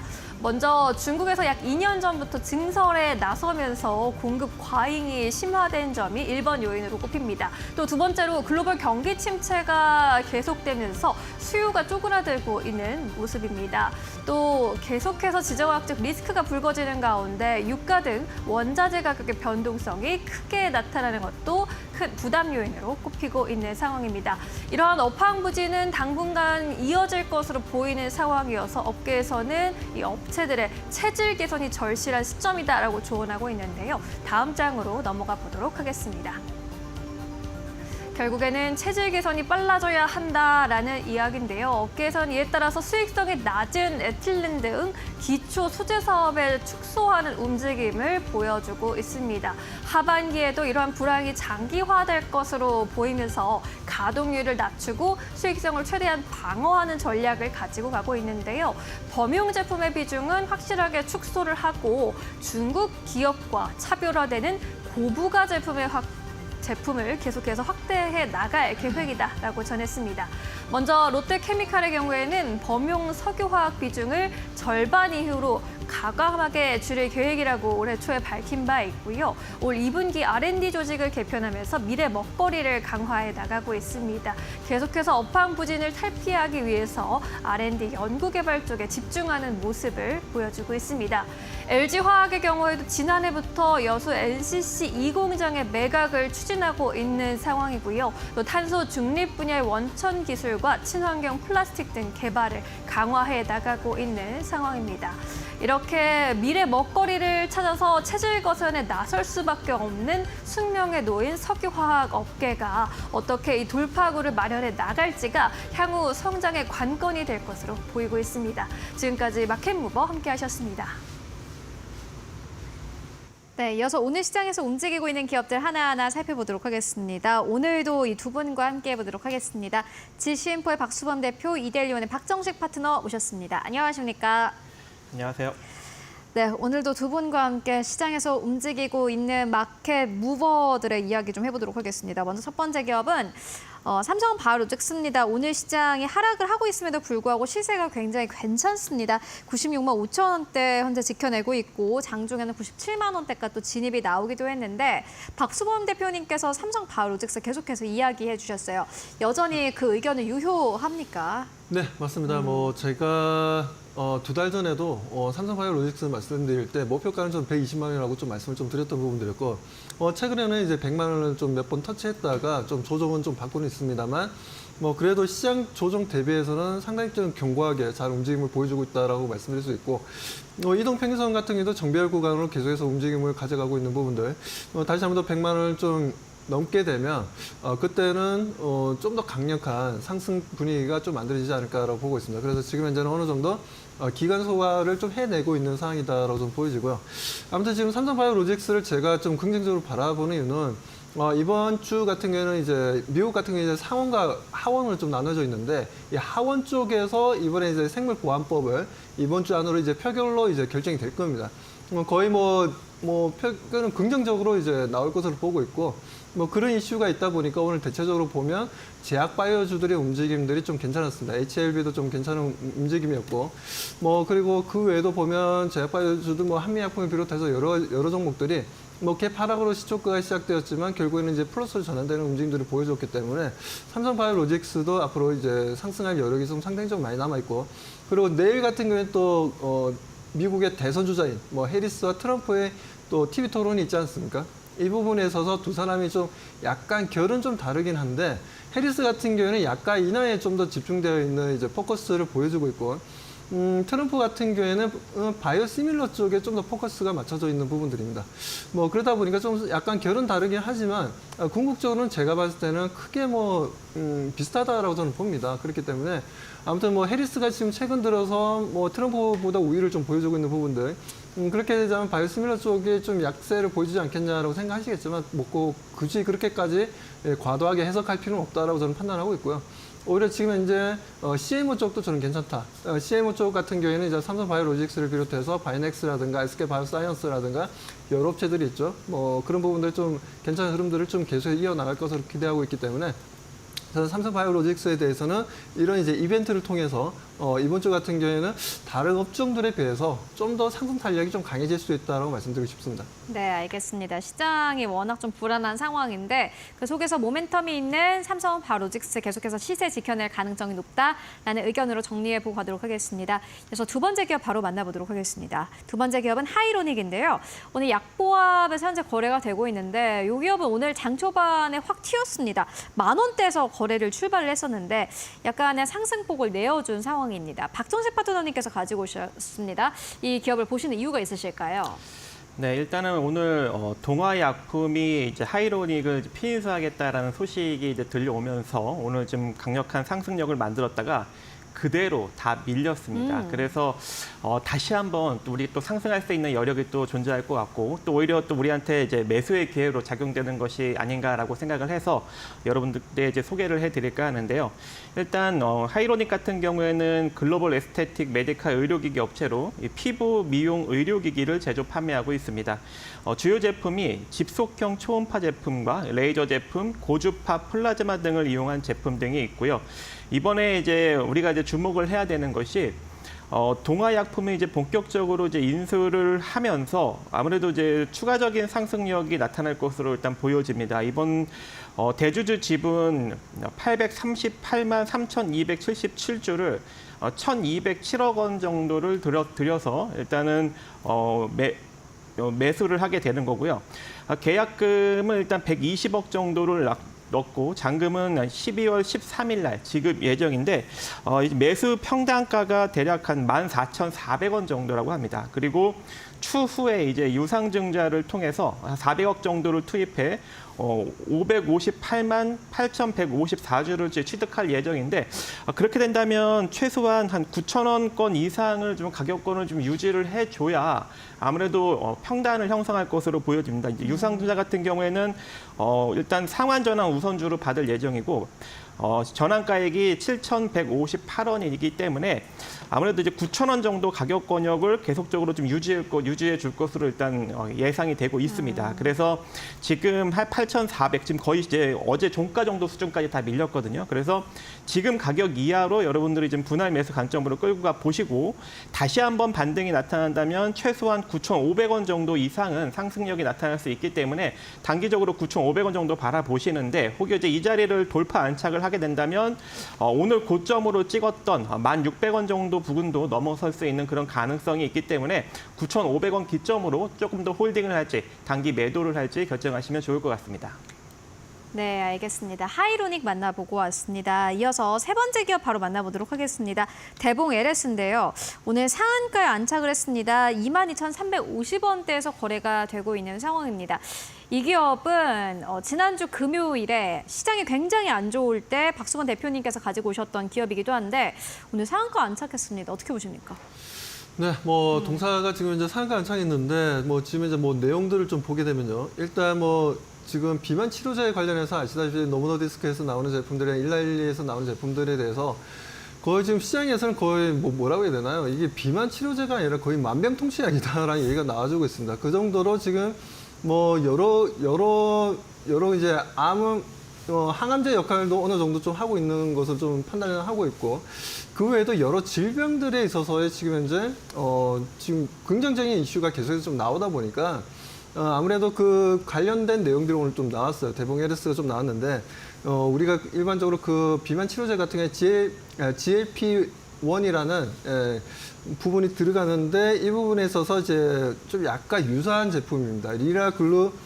리라글루타이드라는 재료인데 이 재료 합성 재료를 통해서 인도 시장에 있는 이제 제약사의 CDMO를 좀 계약을 했다라는 내용이 좀 나왔습니다. 이 부분이 동사의 주가 상승에 오늘 좀 상한가 가는데 상당히 좀 긍정적인 역할을 했다라고 좀 보여지고요. 이렇게 된다면 지금 현재 이 실파라는 인도 제약회사가 지금 현재 일본이라든가 미국이라든가 그리고 우리나라도 마찬가지고 유럽도 마찬가지고 판매할 수 있는 이제 어느 정도 판로가 좀 잡혀 있는 제약사이기 때문에 그런 부분에 있어서도 상당히 좀 시너지 효과가 좀 발생하지 않겠나 대봉 LS가. 대봉 LS 같은 경우에는 원료 의약품도 만들고 있고 그 외에도 지금 현재 화장품이라든가 이런 화장품 관련된 원료품을 좀 만들어내고 있는데 이 부분들도 상당히 좀 긍정적으로 우리가 좀 봐야 되지만 지금 이제 앞으로의 제약 쪽도 우리가 신경 써서 좀 봐야 되는 부분이라고 좀 판단됩니다. 아무튼 대봉 LS 오늘 좀 상한가 갔는데 만약에 우리 시청자분들 중에 혹시나 좀 제 말을 듣고 매수하신 분들이 계시다면 축하드리고요. 추가적인 상승 흐름들 좀 기대하시고 제가 봤을 때는 단기적으로는 이제 상승 추세가 좀 강할 것 같습니다. 전고 좀 더 돌파한 부분이기 때문에 새로운 신고가 랠리 움직임들 기대해 보자고 말씀드립니다. 알겠습니다. 지난주 금요일에 이제 가지고 오실 때 지금 시장이 대형주 잘 안 가니까 괜찮다라는 의견 전해주셨었는데 오늘 상한가 안착을 했습니다. 지금은 보유자의 영역인데 일단은 지금보다는 조금 더 상승 탄력 받을 것으로 보인다라는 의견으로 저희 정리해 보도록 하겠습니다. 그렇다면은 오늘 시장에서 또 주목받고 있는 이슈들 어떤 것들이 있을까요? 이어서 신민영 앵커가 전해드립니다. 국내 증시 코스피 반도체 투탑인 삼성전자와 SK하이닉스가 최근 다소 엇갈린 시장의 전망을 받고 있습니다. SK하이닉스가 조금 더 긍정적인 분석을 좀 받아가고 있는 상황입니다. 먼저 가장 최근에 나온 이슈가 메모리 반도체 3대 기업의 디램 시장 점유율 관련 뉴스가 있었는데 SK하이닉스만이 전분기 대비 성장세를 보였습니다. 디램 시장에서 삼성전자가 1위를 이어갔습니다. 2분기 점유율 43.5%를 기록했는데 다소 지난 1분기 대비 다소 점유율이 하락하게 되면서 이 부분이 다소 우려감을 키웠고요. 반면에 SK하이닉스의 경우에는 3.2%가량 전분기 대비 성장세를 보였습니다. 3위 자리는 마이크론이 계속해서 지켜갔습니다. 19%의 점유율을 보였고요. 삼성전자와 SK하이닉스 간의 점유율이 10%포인트 차이도 나지 않고 있다라는 점도 역시나 SK하이닉스에는 호재로 읽히고 있습니다. 이에 따라 증권가에서는 SK하이닉스 3분기 실적 전망 긍정적으로 바라보고 있습니다. 지난 2분기에 이어서 3분기에도 분기 기준 역대 최대 실적 나올 것으로 바라보고 있고요. 매출액이 18조 3,539억 원, 영업이익이 7조 733억 원이 찍힐 것으로 FN가이드에서 가이던스가 나오고 있는 상황입니다. 이에 따라서 2024년과 25년까지 역사상 최대 실적 경신할 것이다라는 그러한 전망이 힘을 받고 있습니다. 반면에 삼성전자의 경우에는 목표 주가 하향 리포트가 나오는 등 다소 부정적인 센티먼트가 흘러가고 있는데요. 다음 장에서 살펴보도록 하겠습니다. KB증권이 뚜렷한 디램 수요 양극화 현상이 확인된다면서 삼성전자에 대한 목표 주가를 9만 5천 원으로 하향 조정했습니다. 직전 목표 주가 13만 원으로 책정이 되어 있었던 상황이었습니다. 디램 수요의 40%를 차지하는 B2C 제품, 스마트폰이라던가 PC 부문에 부진이 나타나고 있는데 이것이 하반기까지 이어질 것이다라는 전망입니다. 이에 따라서 하반기 메모리 출하량과 가격이 당초의 기대치를 하회할 수도 있다라는 예상이 나오고 있고요.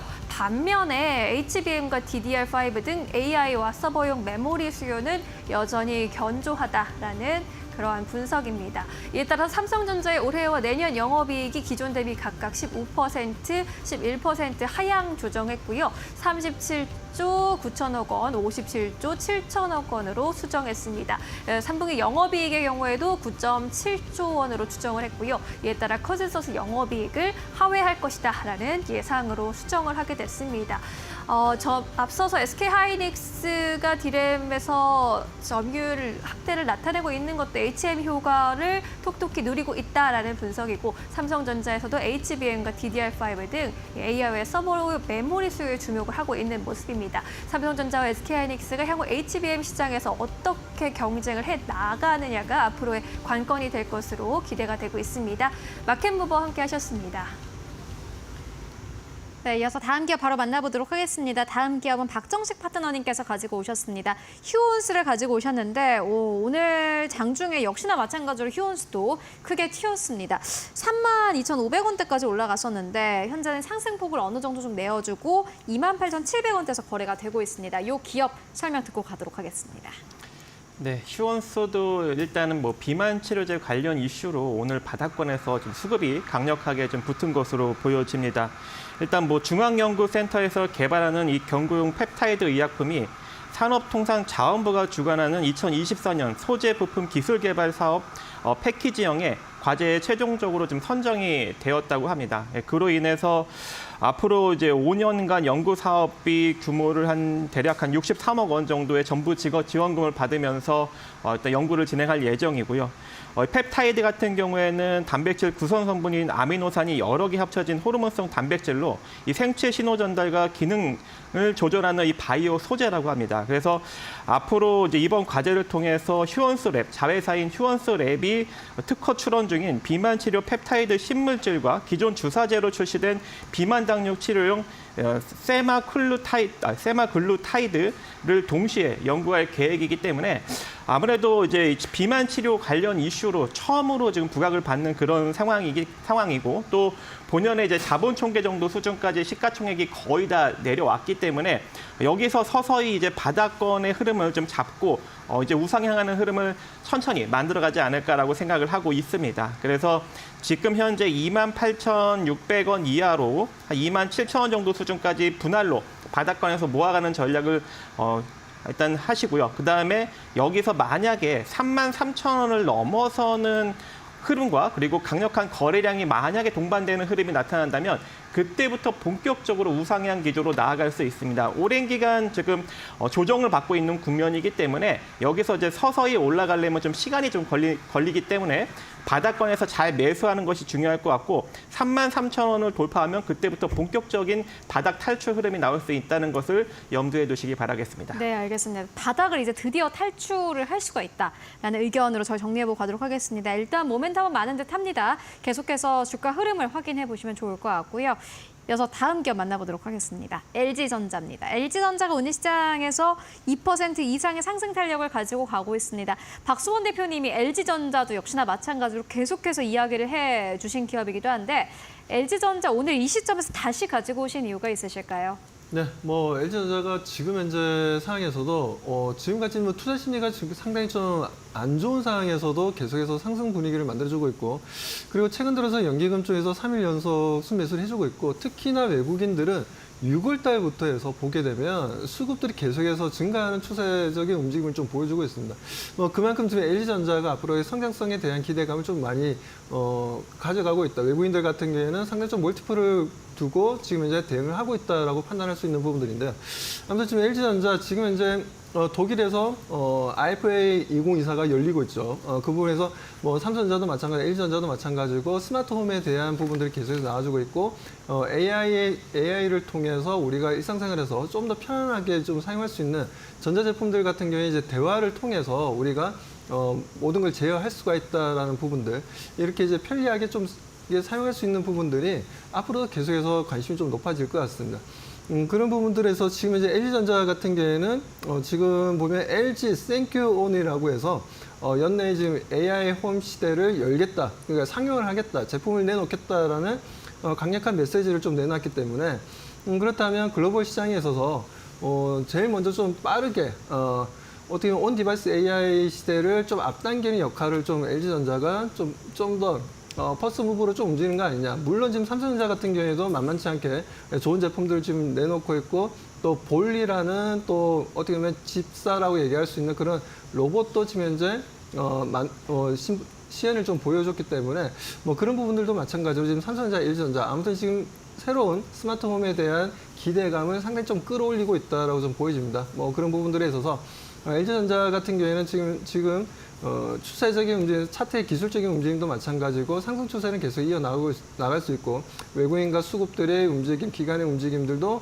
상당히 양호하다라는 부분에 있어서 오늘 같은 경우에도 0.68% 정도 올라왔습니다. 차트를 좀 보면서 말씀드리겠습니다.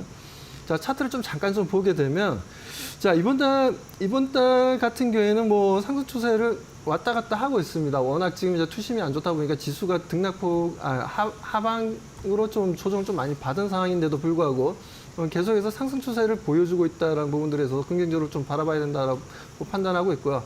뭐 최근에 보게 되면 지금 현재 뭐 7월 달도 마찬가지, 6월 달도 마찬가지고 5월 달도 마찬가지지만 좀 보시게 되면 지금 현재 약 11만 5천 원 이제 고점 부근을 지금 현재 보여주다가 최근 들어서 주가 조정을 좀 보여줬고 다시 한번 상승 추세를 가져가고 있는 흐름들인데, 지금 현재와 같은 수급들의 움직임이라면 제가 봤을 때는 충분히 전 고점까지는 충분히 올라갈 수 있다고 판단하고 있습니다. 그렇기 때문에 혹시나 시장에 있어서 지금 지수가 너무나 좀 조정을 받고 있고 글로벌 시장도 그렇고 매크로 흐름도 그렇고 걱정거리가 좀 많다라고 하시는 분들 같은 경우는 저는 그래도 대형주가 그렇다고 해서 모두가 빠지는 분위기는 아니기 때문에 그래도 외국인들이 꾸준하게 매수를 해주고 있는 LG전자를 좀 관심 있게 계속해서 우리가 좀 바라볼 필요가 있다라고 말씀을 좀 드리고 싶습니다. 네, 알겠습니다. LG전자 쪽으로는 외국인들의 수급이 계속해서 들어오는 게 특징이 될 것 같습니다. 오늘 시장에서는 2% 이상의 강세를 나타내고 있습니다. 일단 시장은 안 좋습니다만은 외국인들이 코스피 안에서 전체적으로 봤을 때는 매도 우위로 포지션으로 일관하고 있지만은 그럼에도 불구하고 사는 기업들이 있는데 LG전자가 대표적인 예이기도 합니다. 정고점까지는 분명히 오를 것이다라는 전망 듣고 왔습니다. 참고해 보시고요. 이어서 다음 기업 바로 만나보도록 하겠습니다. 박정식 파트너님께서 가지고 오신 S&T 모티브입니다. 오늘 시장에서 이 기업을 가지고 오시고 그리고 또 주목을 하시는 이유가 있으실까요? 일단 좀 거래량이 붙으면서 아무래도 좀 이제 신고가를 만들 수 있는 그런 여력이 있어 보여서 일단 들고 나와 보았고요. 또 실적도 크게 나쁘지는 않은 것 같습니다. 물론 이제 전년 대비 영업이익이 다소 조금 부진하게 나타날 수 있는 그런 상황이긴 한데 그래도 이제 비스무리하게 실적을 좀 이제 선방할 것으로 보여지고 있는 상황인데요. 일단 차량 부품 사업과 방산 사업을 영위하고 있습니다. 차량 부품 사업은 이 전기차 및 수소 연료 전지차 등 이런 이제 친환경 차들의 이제 주 동력원이 되는 구동 모터 핵심 부품을 만들어내고 있고 하이브리드 자동차용 시동 발전 모터와 그리고 전기차용 드라이브 유닛 및 전장품, 에어백 등을 이 글로벌 자동차 부품 시장에 공급을 하고 있는 상황입니다. 방산 사업에서는 이제 소총을 좀 만들어내고 있는데 K2C1 소총을 전력화를 했고 또 5.56mm 차기 기관총을 지속적으로 개발하고 있는 상황인데 이번 폴란드 방산 전시회에서 K13 특수작전용 기관단총을 비롯해서 STS-M21 9mm 기관단총 그리고 12.7mm 대물 저격총, 그다음에 K15 5.56mm 기관총을 대거 선보였습니다. 그래서 일단 증권가에서는 자동차 쪽에서 다소 조금 매출이 좀 부진하더라도 이 방산 쪽에서 그것을 커버하면서 양호한 실적을 낼 것이라고 전망을 하고 있는 상황이기 때문에 아무래도 이제 주가의 상승력이 좀 나타날 수 있는 여력이 존재할 것 같고요. 또 지난 2일 날 KB증권과 100억 규모의 자사주 취득 신탁 계약도 체결을 하였습니다. 그래서 아무래도 조금 이제 밸류업 쪽으로도 어느 정도 좀 부각을 받으면서 움직일 수 있는 여력이 존재하기 때문에 또 이제 가격적으로 측면으로 보더라도 이전 주가를 조금 넘어서면서 거래량이 붙으면서 올라가고 있는데 이 가격이 만약에 이제 49,000원을 넘어서면서 거래량이 더 붙을 경우 그때는 이제 신고가를 이제 구주를 넘어서는 이제 구주 신고가를 기록하면서 시세 상승력이 지속적으로 좀 이어질 수 있는 여력이 존재합니다. 그리고 월봉상 흐름을 보더라도 지금 5만 원권에서 4만 원 사이에서 지속적으로 지금 오랜 기간 3년 정도 지금 횡보 국면을 보이고 있기 때문에 5만 원짜리를 만약에 돌파하면서 거래량이 붙게 된다면 그때는 이제 6만 원, 7만 원 정도 자리도 충분히 갈 수 있는 그런 시세 흐름을 이어갈 수 있기 때문에 지금부터 한번 잘 관심을 가져보시기 바라겠습니다. 네, 알겠습니다. S&T 모티브 6, 7만 원대까지 본다라는 의견으로 정리해보고 가도록 하겠습니다.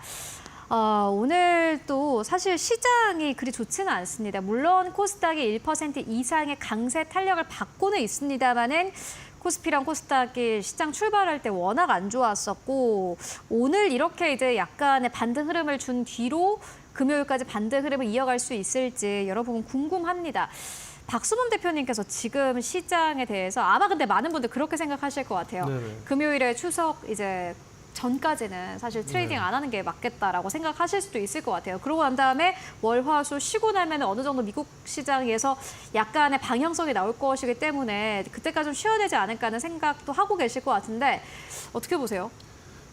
그러니까 지금 이제 시장에서 보여주는 시그널 같은 경우 이번 주 같은 경우에 여러 가지 이벤트가 있지만 긍정적인 내용이 없어요, 솔직히. 선물 옵션 동시 만기일이 있죠. 추석 연휴 앞두고 있죠. 거기에다가 지금 현재 해리스와 트럼프의 대선 TV 토론 또 있죠. 여기에다 지금 현재 생물보안법도 이제 어떤 식으로 이제 통과될지도 좀 관심 있게 좀 봐야 되고. 아무튼 여러 가지 이제 호전적인 내용들보다는 좀 약간 좀 좀 조심해야 될 악재적인 소재들이 너무나 많다는 겁니다. 이번 주 같은 경우에. 뭐 그렇지만 시장이 재밌는 게 오늘 같은 경우에도 갭 하락으로 시작되면서 오늘 많은 분들이 크게 조정을 받을 것으로 좀 판단하셨겠지만 시장은 반대로 오히려 좀 상승 흐름을 보여줬습니다. 이 부분들이 제가 봤을 때는 뭐 S&P 500 지수라든가 지금 현재 보면 나스닥 선물이라든가 S&P 500 선물도 마찬가지로 지금 현재 플러스를 좀 보여주고 있다 보니까 그러니까요. 그 부분이 어느 정도 투심에 좀 그래도 긍정적인 역할을 했다라고 보여지고요. 오늘 보면 중국 시장이 1% 넘게 또 하락을 하고 있습니다. 뭐 이런 부분들, 뭐 최근에는 뭐 시진핑이 1년 전에 뭐 얘기했던 우리도 미국의 월스트리트를 능가할 수 있는 뭔가 큰 금융회사가 있어야 된다. 대만 불사가 될 수 있는 큰 금융회사가 있어야 된다라고 얘기를 했는데 그 부분이 실질적으로 지금 이루어지고 있어요. 그리고 최근 들어서는 시가총액의 큰 종목들이 보면 이제 금융주 회사들로 이제 교체되고 있는 부분이기도 하기도 하고 아무튼 뭐 그런 내용들이 나와주고 있는데 지금 아직까지는 그런데 그 FDI라고 하죠.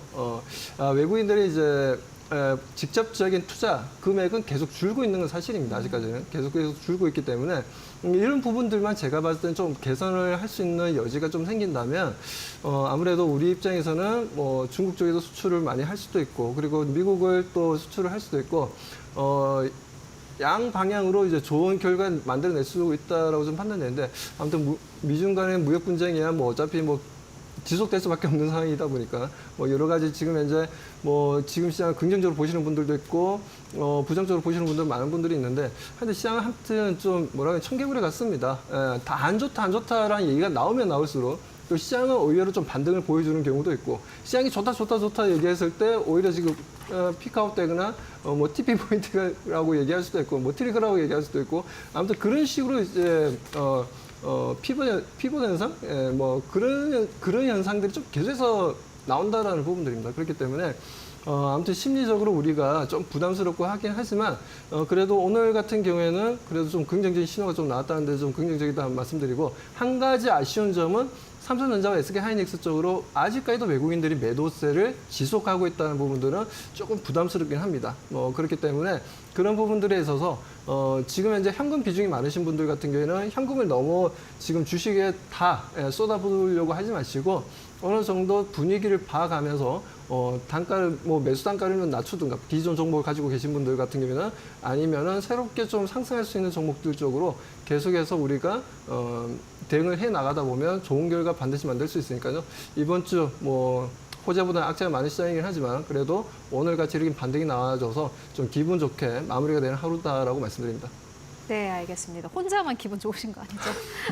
오늘 코스닥 물론 오르견이 있습니다만 오늘 코스피 대응하시는 분들 사실 쉽지는 않을 것 같은데 박정식 파트너님께서는 어떻게 보세요? 이번 주 시장? 이번 어렵잖아요, 주 사실은. 네, 신이 아니고서야 지금 시장에서 수익 내기 진짜 쉽지 않을 것 같아요. 네.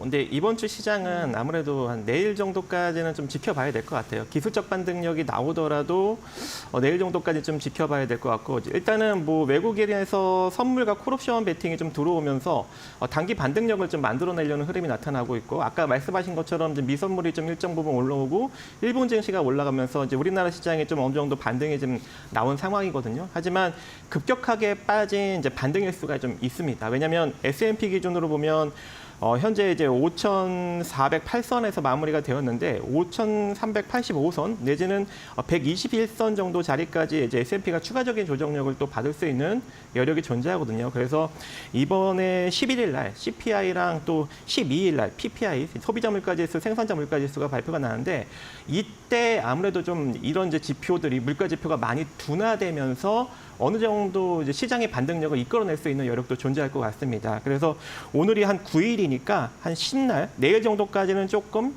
조심히 한번 바라봐 보시고 11일 날부터 이제 소비자 물가지수나 아니면 생산자 물가지수가 크게 이제 둔화가 되면서 어떤 좀 인플레이션의 어떤 완화 움직임 이런 것들이 나타나면 그때 이제 시장의 수급을 보시고 다시 한번 접근을 해 보시는 것이 좋지 않을까라고 생각을 해요. 그래서 저는 뭐 개인적으로 단기적인 좀 조정력이다라고 생각을 합니다. 그래서 너무 시장에 대해서 염려를 하지 마시고 조금 지켜보시다가 접근을 하시면 좋을 것 같습니다. 네, 알겠습니다. 이번 주에 나오는 또 지표들까지 잘 챙겨보자라는 의견으로 정리해보고 가도록 하겠습니다. 지금까지 박수범 대표 그리고 박정식 파트너님과 함께 이야기 나눠봤습니다. 말씀 고맙습니다.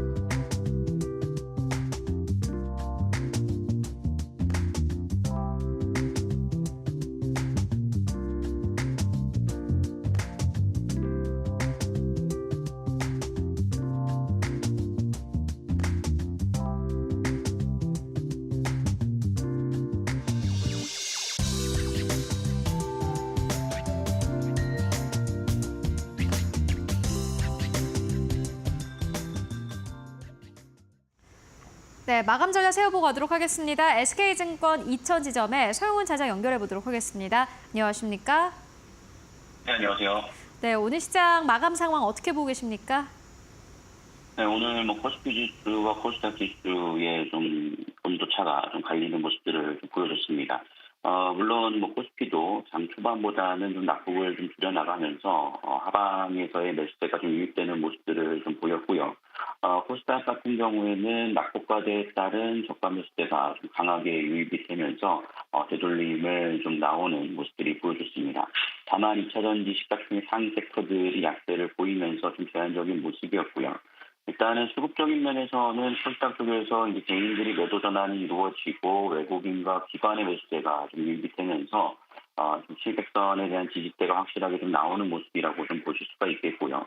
일단은 화장품 테마라든가 여러 좀 업종에 대한 순환매 격으로 좀 반등이 나왔다는 점에서는 좀 긍정적인 흐름이지 않을까라고 생각을 하고 있습니다.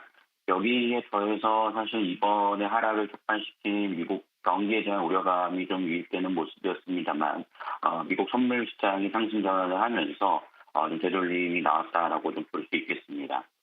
특히나 이번 주에 CPI 지표라든가 한국 시장에서는 선물업종 종시만기를 좀 앞두고 있는 상황이기 때문에 그런 점에서는 일단은 좀 노이즈는 좀 있을 수는 있겠습니다만 일단 가격적 메리트는 좀 유의하면서 저가 매수가 좀 유입되고 있지 않나라고 좀 판단을 하고 있습니다. 네, 그렇다면 오늘 시장에서 보시는 기업 있으실까요? 네, 지금 아직까지는 종목에 대해서 좀 압축적인 흐름이 좀 중요할 것으로 판단이 되고요. 그런 상황 속에서 원전 관련주인 한정 KPS 좀 보고 있는 상황인데요. 최근 한정 KPS 같은 경우 일단은 신규 수주에 대한 기대감이 좀 나오고 있는 상황이라고 좀 볼 수 있겠습니다. 그렇기 때문에 여기에 따른 실적 개선에 대한 기대감들을 기대해 볼 수 있다라고 좀 볼 수 있겠고요. 최근 한국과 체코가 원전부터 무역까지 협력을 확대하겠다라는 지금 상습상조에서 선정된 이유로 계속해서 좀 나오고 있는 상황이라고 좀 볼 수 있겠고, 특히 웨스팅하우스에 대한 한국 체코 수주에 따른 흔들기에 대한 부분들은 어느 정도 좀 해소가 되는 모습들을 좀 보이면서 외국인 수급이 들어오는 만큼 그런 점에서는 여전히 현재 가격에서 좀 관심을 가져보실 필요가 있지 않을까라고 예상을 하고 있습니다. 네, 시장 안 좋은 만큼 또 종목들을 압축적으로 보고 계신 것 같습니다. 한전 KPS에 대한 투자 의견 듣고 왔습니다. 말씀 고맙습니다. 네, 감사합니다. 마감의 기술로 바로 들어가겠습니다. 이데일리온 곽유정 파트너와 함께합니다. 어서 오세요. 네, 안녕하세요. 코스닥이 그래도 전약 후강을 보여준 하루였습니다. 오늘 시장 어떻게 보셨습니까? 네, 오늘 아침까지만 해도 또 블랙 먼데이, 또 국장이 이런 네. 느낌이었었는데 아니 또? 네, 오늘 하락갭을 그래도 메워주면서 약간의 네. 좀 희망을 보여준 장세가 아니었나 싶습니다. 다만 오늘의 반등이 데드캣 바운스가 아니길 바라면서 또 증시 흐름을 보셔야 될 것 같은데요. 일단 이번 주 주간에는 우리가 좀 불확실성을 또 해소할 만한 그런 이제 이슈들이 지금 대거 포진이 되어 있는 상황이기도 하죠. 그렇기 때문에 지금 슈퍼 위크에도 돌입한 만큼 증시 변동성은 여전히 오리무중이다라고 할 수가 있을 것 같습니다. 다만 오늘 장에서 좀 두드러지게 증시 반등시 흐름이 좀 나타났었던 섹터가 화장품과 제약바이오 섹터였다라고 볼 수가 있을 것 같거든요. 특히나 미국 수출량 관련해서 상승세를 올 상반기 강하게 보여줬었던 실리콘투 10%대 상승세를 기점으로 해서 중소형 화장품 관련 종목들도 오늘 대거 한 5, 6% 정도 반등세가 나온 모습이 좀 특징적이었다고 볼 수 있을 것 같고요. 제약바이오 지금 지수단에서도 오늘 한 2.3% 정도 이상의 상승세가 나와줬었는데 그중에서도 비만 치료제 관련 섹터 종목군들이 강세 움직임이 좀 두드러졌습니다. 그렇기 때문에 지금 하반기 계속해서 좀 주도할 만한 업종 섹터군으로 화장품과 제약바이오가 계속 부각이 되고 있는 시기만큼 이 두 섹터는 일단 우리 시청자분들이 예의주시하시면서 가시는 게 좋겠고요. 이제 내일은 미국 대선 TV 토론회가 또 진행될 예정입니다. 아무래도 미국 대선의 미리 보기격인 TV 토론회가 진행될 예정인 만큼 관련 또 지지율도 격차가 분명히 벌어지게 될 가능성이 높기 때문에 이런 이제 불확실성이 이번 주 좀 해소 국면으로 가게 된다면 다음 주 FOMC 지나서의 지수 반등, 본격적인 반등도 기대해 볼 수 있거든요. 그렇기 때문에 우리 시청자분들이 계속해서 희망 잃지 마시고 변동성 장세에 대한 부분들 일단 관망만 좀 포지션 유지해 주시면서 가시면 좋을 것 같습니다. 네, 코스피가 오늘 경기 침체 우려감에 장중에 2,500선이 다시 한번 무너지기도 했습니다.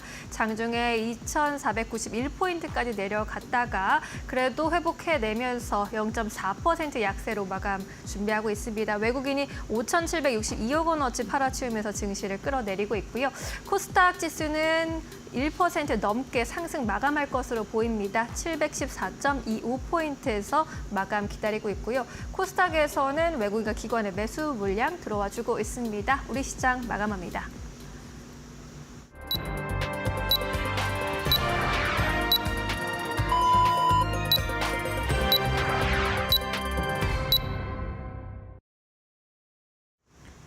네, 9월 9일 월요일장 모두 다 마무리가 됐습니다.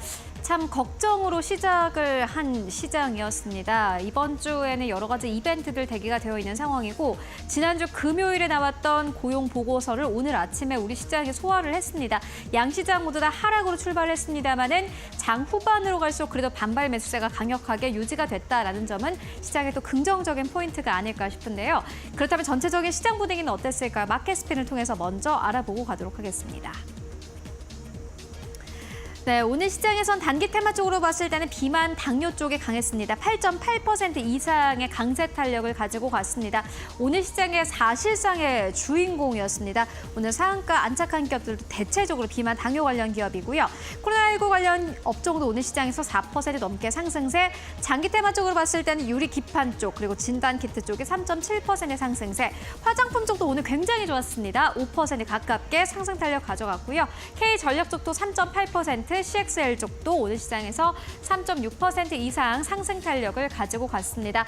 오늘 상승률 상위 기업들 함께 만나보시면은 BYD 상한가, 하이트론도 상한가, 삼지엔터도 오늘 시장에서 상한가를 기록을 했습니다. 사실상 외국인과 기관의 매도 물량이 강력하게 나왔다가 한 번에 상한가에 안착한 기업이기도 하고요. 제닉도 오늘 상한가 기록하면서 거래 마감했습니다. 네오 이뮨텍도 상한가, 그리고 DX-VX도 25% 이상의 강세를 나타냈고 셀리드와 대봉 LS도 오늘 시장에서 상한가 안착하면서 거래 마감했습니다. 그리고 전체 업종을 봤을 때는 음식료 업종이 오늘 시장에서 가장 강했습니다. 2% 넘게 상승세, 제약 바이오 쪽도 1.2% 넘게 상승세, 전기 전자 쪽이 1% 가깝게 상승 탄력을 받으면서 거래를 마감을 했습니다. 그렇다면 오늘 시장 전체적인 지수는 어느 정도에서 마감을 했을까요? 함께 만나보도록 하겠습니다. 오늘 양시장 엇갈리면서 거래를 마감을 했습니다. 일단 보시다시피 코스피 같은 경우는 0.3% 약보합에서 거래 마감했습니다. 그래도 오늘 장 초반 비교하면은 시장이 어느 정도 좀 회복력을 보였습니다. 2,535선까지 올라왔고요. 코스닥은 1% 이상 오히려 상승 반전하면서 거래 마감했습니다. 714선에서 거래 마감했는데 시가총액 1위권부터 5위권까지를 함께 만나보시죠. 네, 오늘 1위권부터 5위권까지 삼성전자가 2% 넘게 내린 것이 사실상 오늘 코스피에서 가장 아쉬운 부분이 아닐까 싶습니다. 연을 기준으로 했을 때, 1년을 기준으로 했을 때 삼성전자의 수익률이 이제 마이너스로 내려왔습니다. 보시다시피 오늘 시장에서 2% 넘게 빠지면서 67,000원대까지 빠진 모습 확인이 되고 있습니다. 외국인과 기관이 계속해서 삼성전자를 팔고 나가고 있는 상황이고요. 다만 SK하이닉스가 그래도 상승으로 반전을 했습니다. 0.38% 강보합권 157,000원대. 다만 고점 대비해서는 거의 40% 가깝게 빠진 상황이고요. LG엔솔 1% 넘게 상승세, 현대차도 오늘 시장에서 상승세, 그리고 삼성바이오로직스 오늘 시장에서 보합권에서 거래 마감했습니다. 6위권부터 10위권까지는 함께 만나보시죠. 네, 6위권부터 10위권까지 셀트리온도 오늘 시장 강보합권, 기아가 1% 가깝게 상승하면서 거래 마감했습니다. 다만 금융주가 오늘 전반적으로 좀 약했는데 1% 넘게 하락세, 신한지주도 1.7% 넘게 하락하면서 거래 마감했고요. 11위권부터 15위권까지를 함께 만나보시죠. 포스코홀딩스가 강보합에서 거래 마감했습니다. 2차 전지 관련 기업들, 그래도 코스피 내에 포진되어 있는 기업들은 오늘 시장에서 어느 정도 시세를 좀 지켜냈다라는 점이 긍정적인 것 같고요. 삼성 SDI도 마찬가지로 강보합에서 거래 마감했습니다. 삼성물산 1% 가깝게 하락세, 네이버도 1% 넘게 하락세, LG화학도 0.6% 넘게 하락하면서 거래 마감했습니다. 다만 포스코홀딩스부터 LG화학까지 일제 양봉으로 거래를 마감을 했습니다. 그렇다면 코스닥 쪽의 분위기는 어땠을까요? 코스닥 1위권부터 5위권까지를 함께 만나보시죠.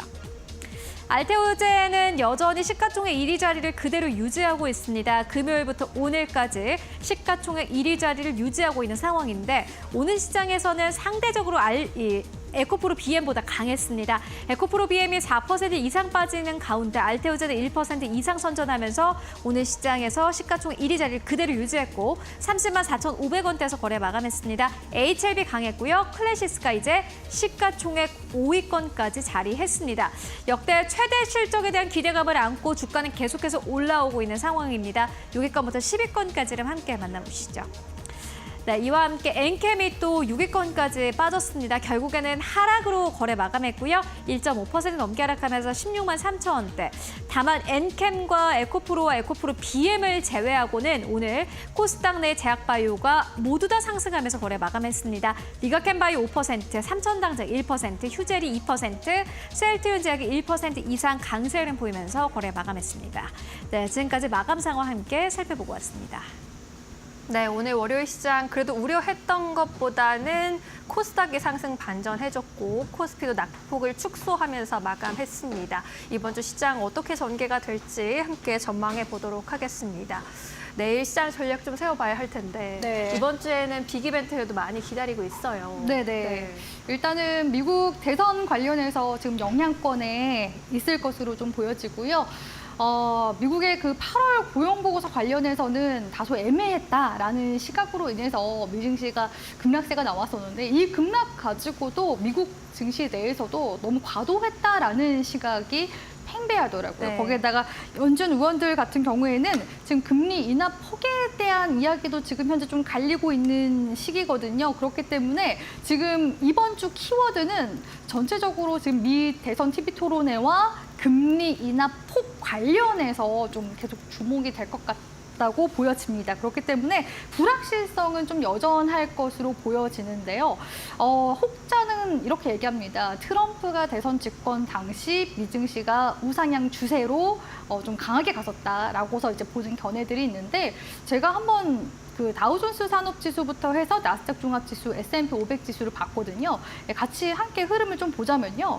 트럼프 대통령이 집권했었던 시기가 2017년도 1월부터 해서 2021년도 1월까지가 트럼프 대통령의 집권 시기였다라고 볼 수가 있겠습니다. 물론 이 시기에도 한번 이제 코로나 팬데믹으로 인한 고비가 있긴 있었는데요. 우상향 추세로 이제 올라갔다라는 이유로 미국의 트럼프 대통령이 당선이 된다면 전통 제조업이 부흥으로 갈 가능성이 높고 특히나 뭐 부자 감세나 이런 부분이 해리스 쪽이 조금 더 강하기 때문에 증시에 있어서는 좀 악영향을 미칠 것이다라는 의견들이 있습니다. 다만 그렇다고 해서 바이든 정부가 못했냐라고 보기에는 2021년도부터 지금까지의 다우존스 산업지수를 보시면 지금 신고가로 가고 있는 모습이 두드러지게 나타나고 있고요. 나스닥 종합지수 같은 경우에는 또 그 사이에 바로 이제 작년부터 기점으로 해서 챗 GPT가 불러온 AI 열풍으로 인한 상승세가 좀 더 두드러지게 나타났었고 S&P 500 지수 역시도 지금 현재 신고가 움직임을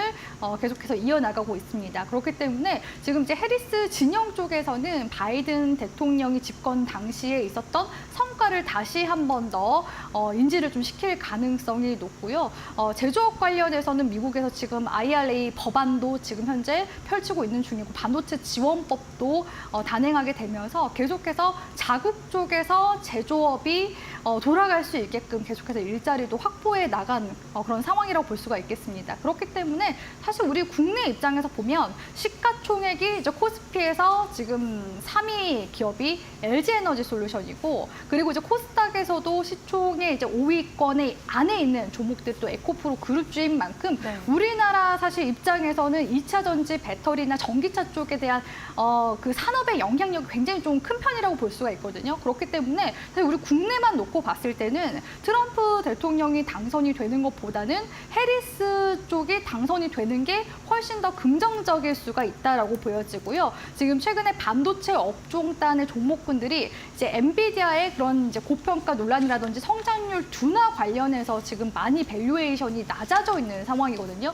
여기서 지금 눈치 보기를 할 수밖에 없는 이유가 이 미국의 반도체 법안 관련해서 지금 바이든 행정부 쪽에서 이어져 오고 있는데 만약에 트럼프 트럼프가 당선이 될 경우에는 이와 같은 지원책이 또 끊길 수도 있다라는 불확실성이 지금 현재 좀 있는 상태이기 때문에 대선 토론 이후로 만약에 해리스가 조금 더 지지율이 좀 더 강하게 좀 승기를 잡게 된다면 이런 부분들이 분명히 불확실성 해소로 이어지게 되면서 반도체 쪽의 투심이 다시 긍정적으로 돌아오게 될 가능성이 높습니다. 또한 아직까지 삼성전자 HBM 테스트 통과도 아직 남아있는 12단 테스트 통과에 대한 부분이 남아있는 상황이기도 하고요.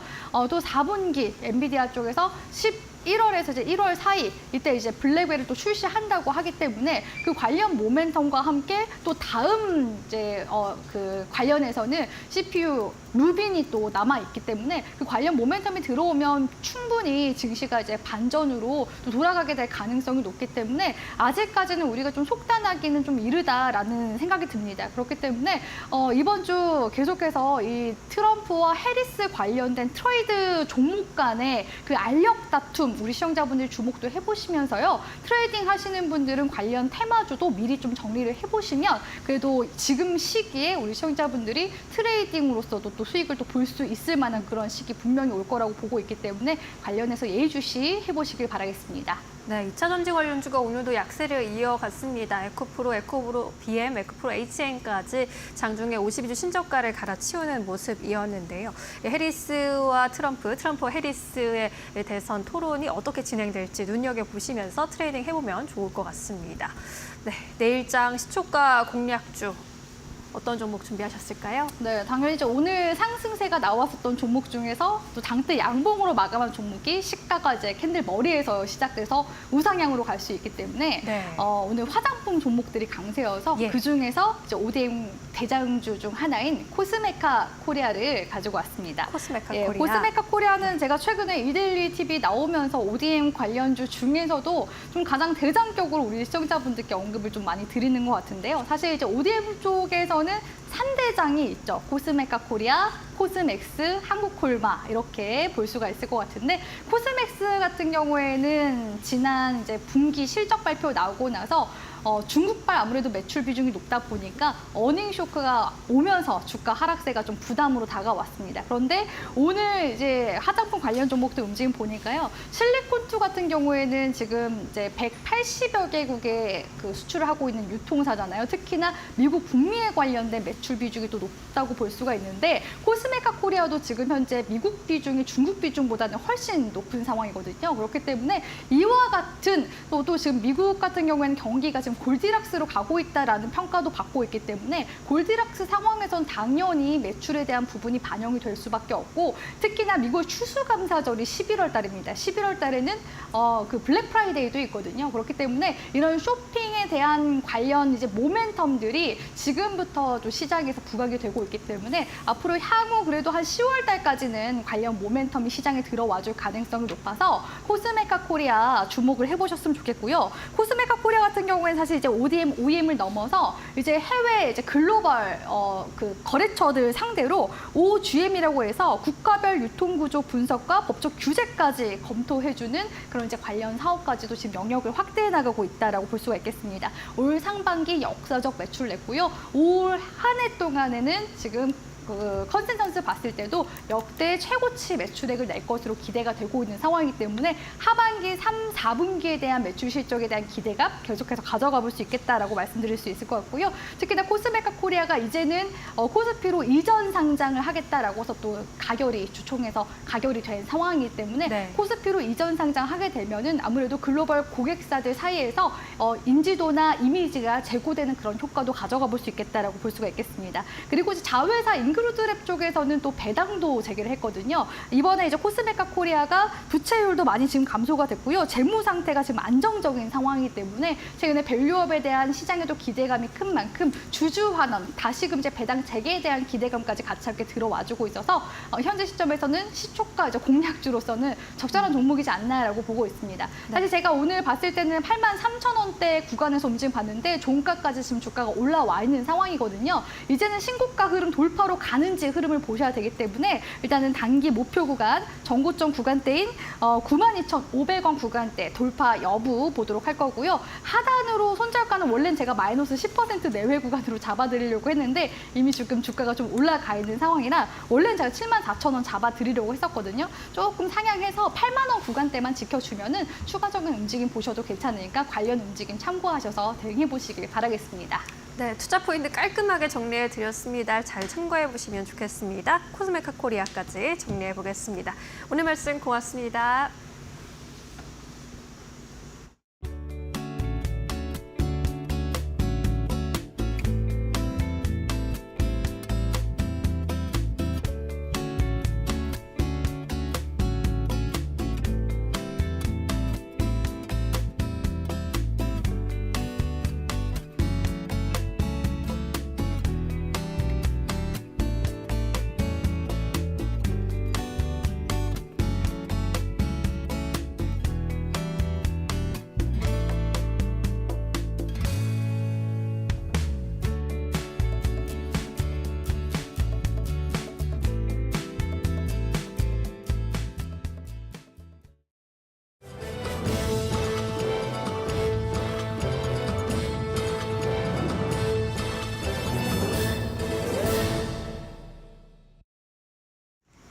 계속해서 이데일리 TV 뉴스 전해드립니다. 8월 주택 전기요금이 평균 13% 올라 고지될 예정인 가운데 정부가 구체적인 전기료 인상 시점을 검토하고 있습니다. 지난 8월 주택용 전기의 가구당 평균 사용량은 363kWh로 작년 같은 달보다 9% 증가한 것으로 집계됐습니다. 이에 따른 8월 평균 주택용 전기요금은 지난해보다 7,520원 오를 예정입니다. 이 가운데 정부는 한국전력의 재무위기 극복을 위한 차원에서 요금 인상을 검토하고 있습니다. 다만 가계의 전기요금 부담이 커져 정부는 인상 시기를 다시 저울질하고 있습니다. 금융권 대출을 제때 갚지 못한 20대 신용 유의자가 가파르게 늘고 있습니다. 이강일 의원실이 금융감독원으로부터 제출받은 자료에 따르면 지난 7월 기준 한국신용정보원에 신용유의자로 등록된 20대는 6만 5,887명으로 집계됐습니다. 이는 지난 2021년과 비교하면 25.3% 급증한 수치입니다. 신용평가회사에 단기 연체 정보가 등록된 20대는 지난 7월 말 기준 7만 3천 명으로 집계됐는데 이 중 연체 금액이 1,000만 원 이하인 경우가 88%였습니다. 경제 저성장이 지속되는 데다 20대 신규 일자리가 줄어들면서 청년층의 빚 부담이 커지고 있다는 지적이 나옵니다. 에코프로그룹이 중국 전구체 생산기업 거린메이와 손잡고 양극 소재 생태계 전반을 아우르는 사업을 인도네시아에서 추진합니다. 이동채 전 에코프로그룹 회장은 최근 시카이화 GM 회장과 만나 사업 협력 방안에 합의하고 임직원에게 사업 취지를 설명했습니다. 이번 행보는 이전 회장의 사면 후 첫 공식 활동으로 이전 회장이 사실상 그룹 경영에 복귀했다는 해석입니다. 이번 사업을 통해 에코프로그룹은 획기적인 비용 절감을 달성한다는 계획입니다. 동시에 에코프로 머트리얼즈는 GM의 인도네시아 니켈 재련소 지분을 인수해 전구체에 이어 재련업에 본격 진출합니다. 대우건설이 한국의 체코 두코바니 원전 우선 협상 대상자 선정에 이은 후속 작업으로 원자력 분야 조직을 확대 개편했습니다. 대우건설 원자력 사업은 플랜트 사업본부 원자력 사업단 중심으로 사업을 추진하고 있습니다. 이번 개편으로 원자력 조직은 기존 2팀과 2개의 TF팀에서 3개 팀이 추가 신설되고 체코 원전 준비반 조직을 갖춘 5팀 일반 체제로 확대됩니다. 대우건설은 이번 원자력 사업단 조직 확대 개편을 통해 체코 원전 사업을 성공적으로 수행하고 이를 교두보 삼아 향후 예정된 세계 원전 시장 진출 확대에 적극적으로 나선다는 계획입니다. 지금까지 이데일리 TV 뉴스 전해드렸습니다.